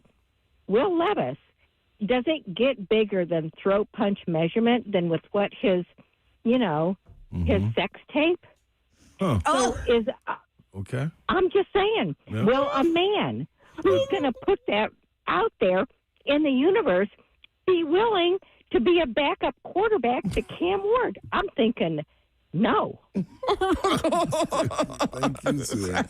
Sue-Ann said, ain't nobody else going to say it, so she going to say it. I promise you nobody else is going to say it. You got the one up on that one, Sue-Ann. That is all right there. I can 100% say I was not expecting that after screening her. Yeah, damn, Sue-Ann, you caught me off guard. That's how you come through. She sounds so sweet and innocent. She straight breaks out the sex tape, the Will Levis sex tape. It was thought about, and she delivered. Gosh. Thank you, Sue-Ann, for that call. Oh, my gosh. I don't even know how to follow up. How do we even follow up on that? Yes, I love it. I love it. Well, listen, man. Measurements are everything, I guess. So, listen, Babs, we got a little college basketball that took place. Gotta give some love to Vanderbilt being able to, the last home game stand senior night, being able to get a dub over Georgia, strengthen their resume for March Madness coming up. So, hello. Sorry. What do we got? What we got coming up? Real quick, from the NFL Combine, Sonny Styles, who is the other Ohio State linebacker, that honestly might be better fit as an edge rusher than Arvell Reese based on pure size and numbers, just hit 43.5 on the vertical. Dang. Sonny Styles did? Yeah. 32 and 7/8 inch arm length, 80 and 7/8 inch wingspan. To give you perspective, Ruben Bane Jr. was 77.5 inch wingspan. And his was what, 80.5? 80 and 7/8. So you brought up the percentiles for Ruben Bane. That's a big difference. Yep. So you brought up the percentiles for Ruben Bane at edge. I found this. I think Trevor Sikkema, who we've spoke with before at the Super Bowl. Isn't that Alyssa's husband, Lang's husband? Yeah. Trevor Sikkema. Yeah. Yes, it is. He put this out this morning after Arvell Reese's numbers came out. So he's 6'4" and 1/8", 241 pounds, 9.5 inch hands, 3.5 inch arms, 79.5 inch wingspan. He's 67th percentile in height for edge rushers, a 4th percentile in weight, and 14th percentile for his arm length. Dang. This is the guy that Cosell said is a freak show, and remember, he couldn't see any weaknesses in the tape that he watched. And so that's his numbers percentile if he was placed in as an edge rusher. Obviously, those numbers go up when you look at him as a linebacker. Who was that again? Arvell Reese from Ohio State. Yeah. And if you think those, like his number, if you look at those, if you just put it in the linebacker percentile, Sonny Styles is in the 98th, 99th percentile for all of those things for linebackers. Yeah. And so he's honestly, his body type is probably better suited for the edge than Arvell Reese, believe it or not. And so there actually has been some discussion I've seen out of Indy on social media about which one of those guys is truly the better edge rusher, linebacker turned edge rusher when they go to the NFL. Gotcha. That's fun. Yeah. That's fun. That's some good stuff. College basketball real quick. Yes, real quick. Sorry. And then we've got Ramon Foster coming up after this, which we actually have quite a few things to hit on with him, including the NFLPA, what do you call them? Rankings, player ratings, player grades. Yep. Yes. Yep. Okay, basketball. Real quick, Lady Vols tonight, LSU, do they have a chance? No. Okay. Lady Vols, the way they are right now, rolling into LSU, and the game is started there in the first period. Now they're down 10-6, but no, they don't. It's a close game right now. I'm still gonna say no. I just don't. Okay. I can't see it. Got it. Sorry. And then basketball this weekend. Big time games going on. Hold on, are you're getting inducted into a Hall of Fame this weekend? I am tomorrow. Tomorrow at Oak Hill. I will be in Oak Hill Academy. That's correct. Yep. Our guy. It's going down, Babsy. Okay. And Saturday. Yeah, then Saturday, big time games. I think the ones on the docket that will have everybody's attention. Vanderbilt goes to Kentucky. A little rematch for Kentucky to try to get some get back on Vanderbilt. You also have Texas and Texas A&M. Big time game because of tournament implications. Alabama goes to Tennessee. Tennessee needs this. They all Alabama, Arkansas, and Tennessee are on the 5 line right now as far as seeding for the tournament. This win right here could bump them up to a 4, or I don't think bump them down beyond the 5. Arkansas goes to Florida. That's the big-time matchup. College game day will be in the building. And I think this right here, you may decide SEC Player of the Year between Thomas Houck and Darius Acuff Jr. in that matchup. So, did you see what? Can Arkansas take down Florida? Yes, they can, but Florida at home, I don't know. But I expect and this Arkansas to be, on the road. Yeah, in Arkansas, bingo, right. Absolutely. They're a different team away from Bud Walton. I would have liked them better at a neutral site, but they got to go on the road. Did you see what Nate Oates said after their win last night? Yeah, that was tongue in cheek. Ain't no way they wouldn't make it past the first weekend without LeBaron Philon. Don, for what I'm referencing, LeBaron Philon hasn't played twice, and in both games they've broken program records for number of threes in a game. And so he joked after the game, well, maybe we need to sit LeBaron on Saturday against Tennessee. Mm-hmm. But they hit 22 three-pointers last night. They had 16 three-pointers in the first half. So that game was pretty much over in the first half. Now, they were playing Mississippi State. So that's neither here nor there. But, yeah, that was a good game to rest. So it's going down. But we got Big Savage coming up next from Ramon and Will, 6 to 10, right here on 104.5 The Zone. Stay with us. This is 3H is L.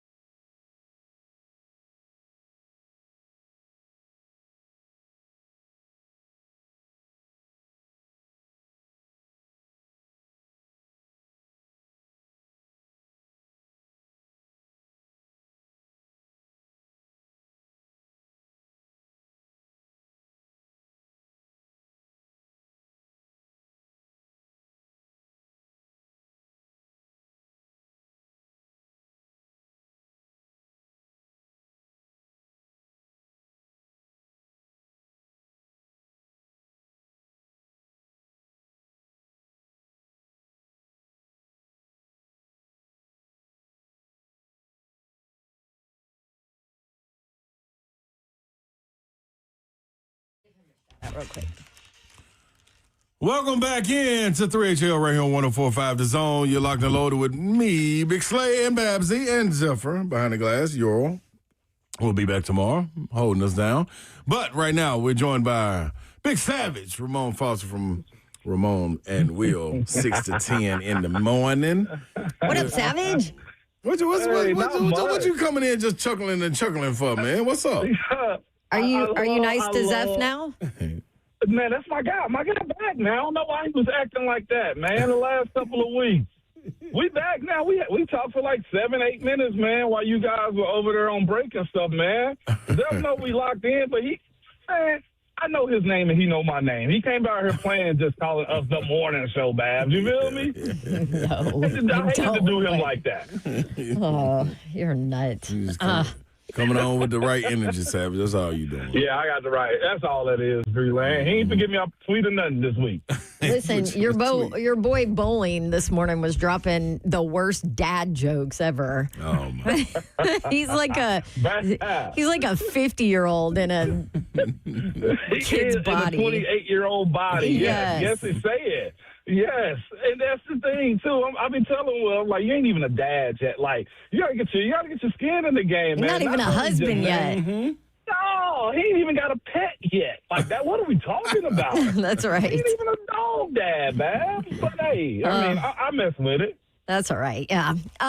Hey, before we start talking football combine measurements, all those things with you, want to hit. You have been active in the NFLPA. You know, every year for a while, they've done these team grades where the players, grade their franchises on all these different categories. Obviously, I think this is the last year we have it, right? Because the NFL did not like it. Yeah. So fill us in on how it works, on where it's going, on all the things. It's supposed to be anonymous from the players as far as their ability to vote on this. So that's the thing. They pass out these sheets from the NFLPA when they come. Usually when they drop off the Madden checks and stuff like that, they know everybody's going to be there. So they ask for guys' opinions. So the issue was or had been, like, we knew that teams that were bigger spenders had better accessibility and stuff. Like, we had heard at one time, like, the Seattle Seahawks had a cryo chamber in their facility. I think Baltimore had good stuff. Minnesota, I'm not sure if you guys have seen them, but they got world-class facilities. And guys complain is like, players are complaining like, you guys demand so much of us and have our facilities where we can't get recovery, or we got to spend, we've heard the reports, hundreds of thousands and even millions of dollars to keep our bodies together. Like, there should be a requirement other than you guys paying us money when we're here sometimes 12 hours a day. Like, it'd be times I was going in the lift at 5.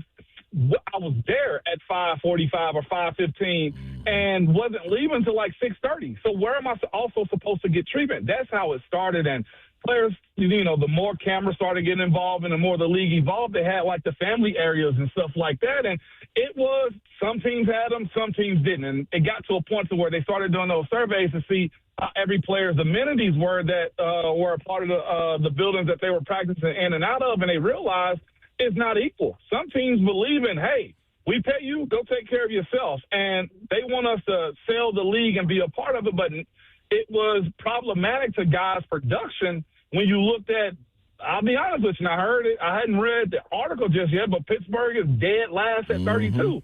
Ownership, phenomenal. But as far as facilities, it's very much still the 1980s. Wood lockers, the people are great, but the facilities and how they went about stuff, we pretty much just inherited the mindset that, well, hey, our guy got a guy, or James Harrison got a guy, or Ryan Clark, or Charlie Batch. We just go to his house and pay for massages and treatments, and guys just became fed up. Like, it would be like during the offseason, the summertime, a lot of guys have contract obligations or escalators in their contracts, and they want players to be in the city for that a workout bonus. But they were making guys pay for lunch, or the weight room facilities weren't even as good as what they were in college, and guys didn't feel comfortable about having to be there, work out there, and think they were going to be in the best shape because, teams spend minimum, okay? They just do. And this was supposed to be a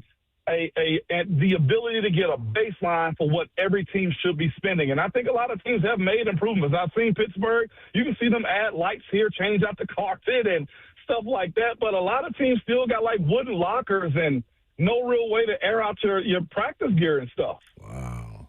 That's crazy. Yeah. No, going from college to the NFL, other than the money, well, not for some of these guys making money, but it's viewed as like a downgrade as far. No, it is a downgrade as far as facilities go. That's crazy. Well, I mean, they're right next to Pitt, the college, right? What do they share? But even that is a problem, Bass. Yeah. Because why are we sharing a facility with a college team? Right. Like, why don't we have the entire building? And that right there handicaps you when it comes down to building more stuff or adding more additions to my ability to treat myself or just having the space to be comfortable if we're going to be there all friggin' day long. Like, are we spoiled? Yes, Bass. But here's what I would tell you the same way you would tell your husband, the same way my wife tells me. They made us that way, okay? They made us spoiled. So why should we lower our standards? Because you choose not to spend money. That's what it's for. I don't think it was meant to be egregious. It's just it was made to hold the mirror up to the owner's face and be like, hey, you guys are tripping. Yeah, look at this. Yeah. Savage, shifting to the draft, man. We've been having a conversation. I heard you guys talking about it earlier today on Ramon and Will about Ruben Bane's measurements came out with his hands, his arms, short hands, small hands. Like, what? Like, first of all, we talk about this all the time. We heard your combine story, your draft story. Yeah. How much does this help hurt guys that walk into this situation versus what the production is on the tape versus you masking something by going through the draft? So I say that in regards of, I can name a lot of folks that are freakish athletic, body looks like they just got chiseled out of a rock, and they last 3 to maybe maximum 5 years in whatever professional sport, and the production probably was never there, but because of the way they measured and the way they tested, it was different. When you have vice versa, on the other end of the spectrum, a guy whose body may not look like it, but what you're not able to measure is heart, effort, instinct, what it's like when the lights cut on. You know what I'm saying? The want to, all of that. So just speak on that. What are your thoughts on that? And first hit Blaine about his arms and hands. Yeah, for sure, man. So I love what the combine presents, the opportunity, but I hate what it creates as well. I wanted the invite. Every player wants it as well. I just hate what comes from it because nothing good comes out of it at all. Yeah. Like, it just doesn't. Like, as far as teams gathering information, it's awesome. It's just what it is. But the publication of all of these measurements is nothing but knock you. And that's why, like, I've changed my thought process about how I look at it on the media side, because the way that information comes out is meant to belittle guys. It's meant to expose them. It's meant to do everything but create positivity out of it. If it wasn't for Bane's short arms, then it would be something else. We're talking about his athleticism. That's why I'm not mad at guys like Jamal McCoy or David Bailey, who David Bailey said he's not doing the 3-cone drill. Well, everybody instantly on social media was because he got tight hips. Duh, you doofus. But why would I hurt myself in that when you can look at my tape and see my production and say, that's what I'm after? If he's found a way to adjust his body, or Paul Kruger was one of the better defensive ends I think I played with in my career. And I asked Coach Sumlin, if you look at Paul Kruger, who used to play for the Browns tape, you'll see him do a jump step to get around tackles. I was like, Coach T, why is he doing that? What can we do to stop it? Because we were trying to figure out, like, why is it so damn efficient? And Coach T said he got tight hips. He's figured out a way to defeat bending the quarter because he's got tight hips. Dupree was another one of those guys that used that move, tight hips, and those guys were very effective and efficient in this league and got big second contracts on top of it, right? That's what I'm saying. That's why I love the opportunity that the combine creates, but I hate what it gives people to produce from it, because it's a lot of people that are looking for the negative in these measurements that honestly I've seen dudes, to your point, Savage, that was built like Tarzan. And you know what, Savage? The D-line dogged them. Yeah. And then you see somebody that's like Jarrell Casey, who don't fit the six-pack, big old arms and all this. But what is Jarrell Casey to this organization here in the Tennessee Titans? Yeah. He's a dog. Yeah. I look at a guy until like he went vegan. Well, I mean, that's a life decision right there. Yeah, Hey, the man, he wants vegetable protein. He got to find a way to be strong on top of it. But before then, he was killing guys, was he not? Yeah. Yes. So, like, all of that type of stuff is to make the way the combine is set up, is create narratives publicly for, I guess, fans and media types like us. And then it's also to make you feel good as a GM, as a team, as an organization on why you chose to pick a guy as well. Like, that's the other side about it, is it makes you feel good about justifying this is why we took that guy. Like, you look at a guy like a lot of people are talking about, was Corey Davis. Like, they didn't like that the Titans picked him, but I bet you probably had good time, good size, and good numbers to make you feel good about justifying that pick. Like, the way I look at Ruben Bane's situation, Savage, to get back to your point, man, I'm rolling with guys that play ball, coaches that have been around it, and primarily Jeff. Like Jeff said, man, look at the man tape. I listened to Robert Saleh describe what he wanted as a player on the defensive line. He wants fast. He wants violent. He wants he wants that style of player. Mm-hmm. Ruben Bane fits that mold.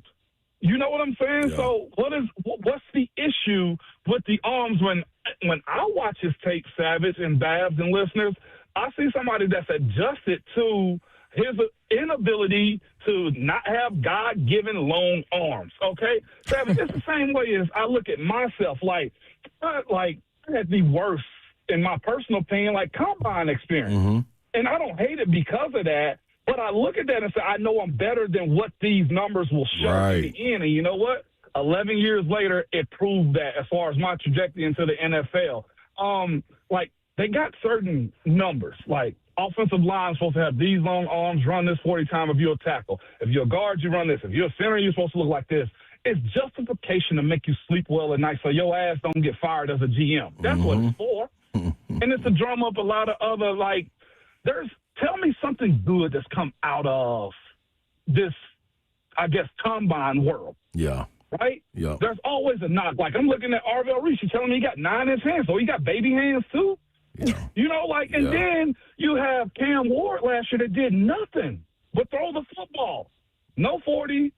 I think he got his hands measurements. He didn't do no vertical. He didn't do no three-cone. Yeah. And he still went number one. So I'm telling y'all to recognize this stuff, and I love my guys like Bert and Stoney, and I like this as well. And shout out to anybody that dives into it, but it's all a big fluff to get you speaking about the numbers and measurements.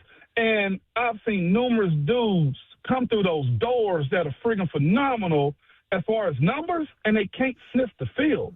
Yeah. Mm-hmm. Like, that's the way I look at that situation. Babs, I think that paper's still over there by you. Yep. On the buyer's beware of, like, combine stat lines. On that list, I think there's only one guy that really went over and beyond, and that's CJ2K.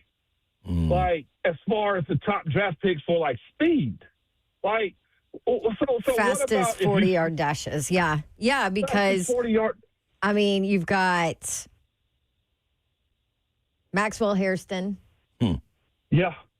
From this past year. I mean, now Henry Ruggs was 2020.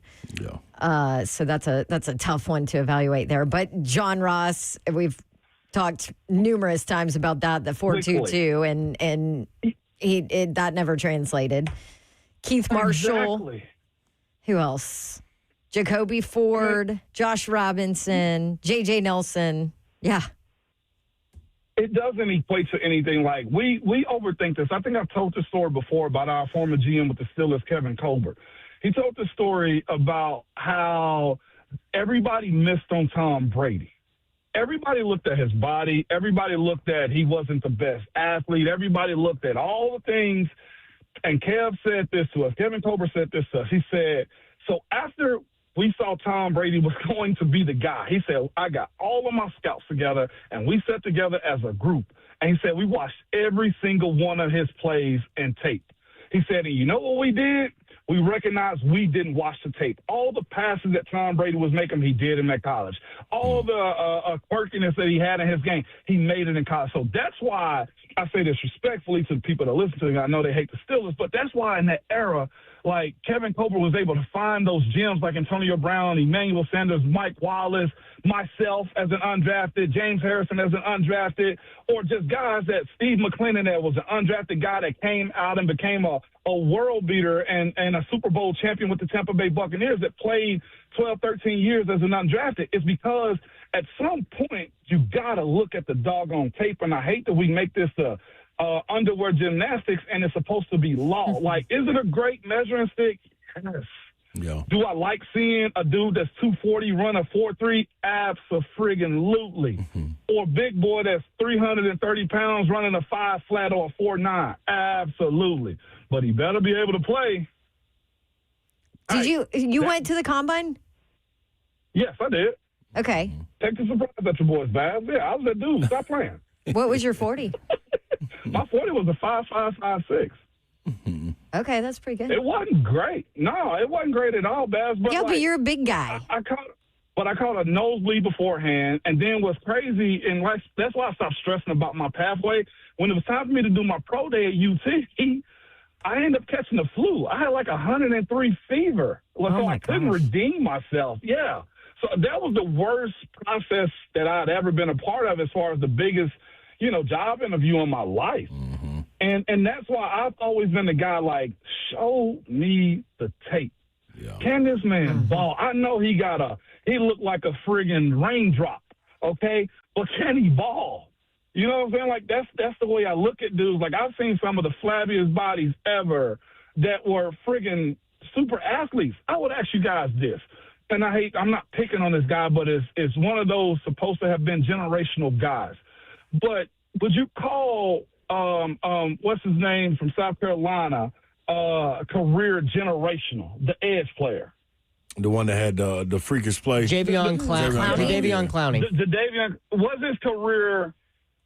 was his career legendary? No. In the NFL? Definitely not with the Titans. Yeah. But the Jadeveon Clowney was supposed to be a generational guy like Mario Williams. Yeah. And he didn't sniff anything. Did Jadeveon Clowney have a long, productive career? Yes. Yeah. But did he hit that baseline and those measurables and that expectation? No, he did not. So the Houston taking him, was that a busted pick? I mean, not really, because they got, 2 contracts out of him. But Jadeveon Clowney didn't fit the bill that they thought he was going to hit, right? Like, those are the things you're looking at. Like, even Trevor Lawrence right now, has he actually taken that team all the way to the top? Like, they've been really decent, really good, but he hadn't personally had a Peyton Manning career or a year yet. Yeah. So there's a lot that kind of goes into those types of things. Like, now, Myles Garrett, yeah. He hit, but who was it? I think it was Rand that was on Buck Show the other day. He was like, man, all we're trying to do as GMs, like, yeah, we're trying to bat 1,000, but if you hit 40% of your draft picks, that's a win. And you know what? The way the league is set up, it is. It's a 3 years average, league when it comes down to the players. So you mean every player that you love in this process ain't going to hit is what I'm telling people. Yeah. No matter if he is swinging from the tree like Tarzan. But you do have to hit on that first-round pick. You have to. That's important for your team building. But here's the thing. Like, I know the Titans fans are back and forth on Jeremiah Love. I was talking to Zeph about this as well as far as picking a running back. Like, yes, is it risky? But as far as production that you get out to him, like, if you get 5 years, you beat the average with that first-round draft pick. Pittsburgh did the same thing with Najee Harris. Like, it's a matter of business as well. What's a successful career? Yeah. If you get 5 years and you find a template for somebody else, I think that's pretty solid. Like, I'm picking Bane Savage. I heard you say that earlier as well, because, one, he's got the strength and he's got production despite the negatives with his arms. And I personally don't think he's going to test well, just in general. If he runs a 4.7, I think that's a daggone good day. But you go with his tape, you get 4.7 all the time. Yeah. Good stuff, Savage. Appreciate you. Indeed. Absolutely, Babsy. Anytime. Appreciate you guys, man. Y'all be cool. There you go. There he is. Ramon Foster from Will and Ramon. Just kidding. Ramon and Will in the mornings. You can catch them 6 a.m. to 10 p.m. every single day. We wrap up our day on this Thursday, Ron Slay, right after this break. Also want to give a shout out to our guy, CeeLo. Chris Lowe. He is in town. Yeah, he's checking out the new On3 studios and is listening to us. So we love you, CeeLo. What up, Lo? Yes. We'll see you at dinner. That's right. 3HL 1045 The Zone.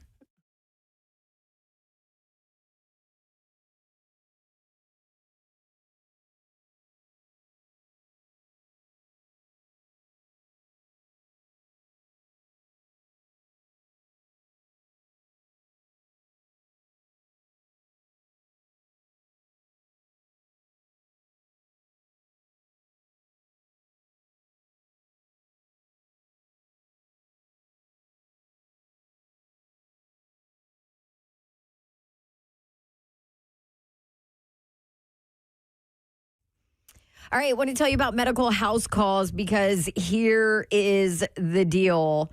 It's hard to get into the doctor sometimes. Or maybe you had a birthday yesterday and did mimosas with your girls and you need a recovery IV. Maybe you are training for a marathon and want an active recovery IV. Guess what? Medical house calls can do all of these things. Sick visits, well visits, primary health care, urgent care, IV therapy. They even do medical weight loss, and they come to you. Here's your phone number, 615-838-2375. It's healthcare designed for your life. Medical House Calls is available 7 days a week, Monday through Sunday, 7 a.m. to 8 p.m. They have same-day appointments available, and they have next day guaranteed for you. Process is simple. Call or text them, book your visit. Medical providers will show up at your door to deliver you the care that gets you back as soon as possible. They can even do prescriptions and fill them right there, testing, all of it. It's healthcare designed for your life. It's Medical House Calls. Go check them out online at medicalhousecalls.com.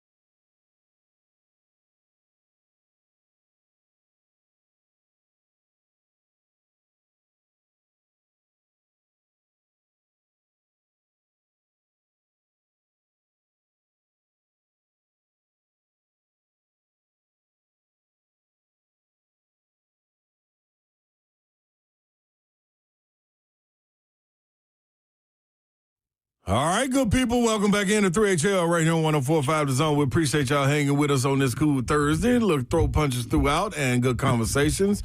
Shout out to Jim Wyatt, TennesseeTitans.com. Y'all go check him out. Buck Rising from 10 to 1 every single day right here on 104.5 The Zone. Also, we had Greg Cosell of NFL Film stop through, holler at us, show some love.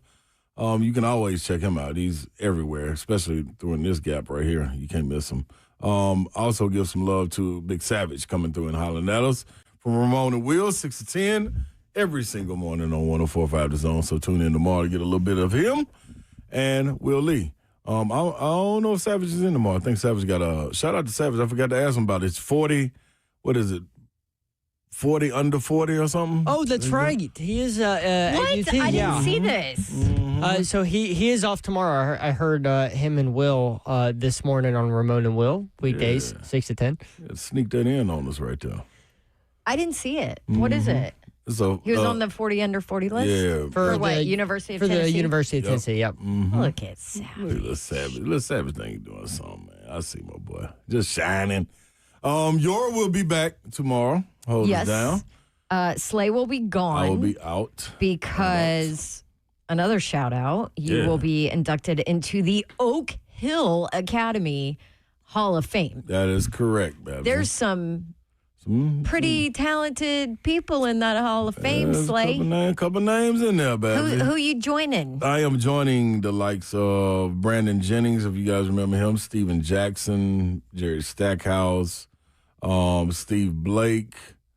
I think Ron Mercer for sure is in there. Yeah. Jeff McGinnis.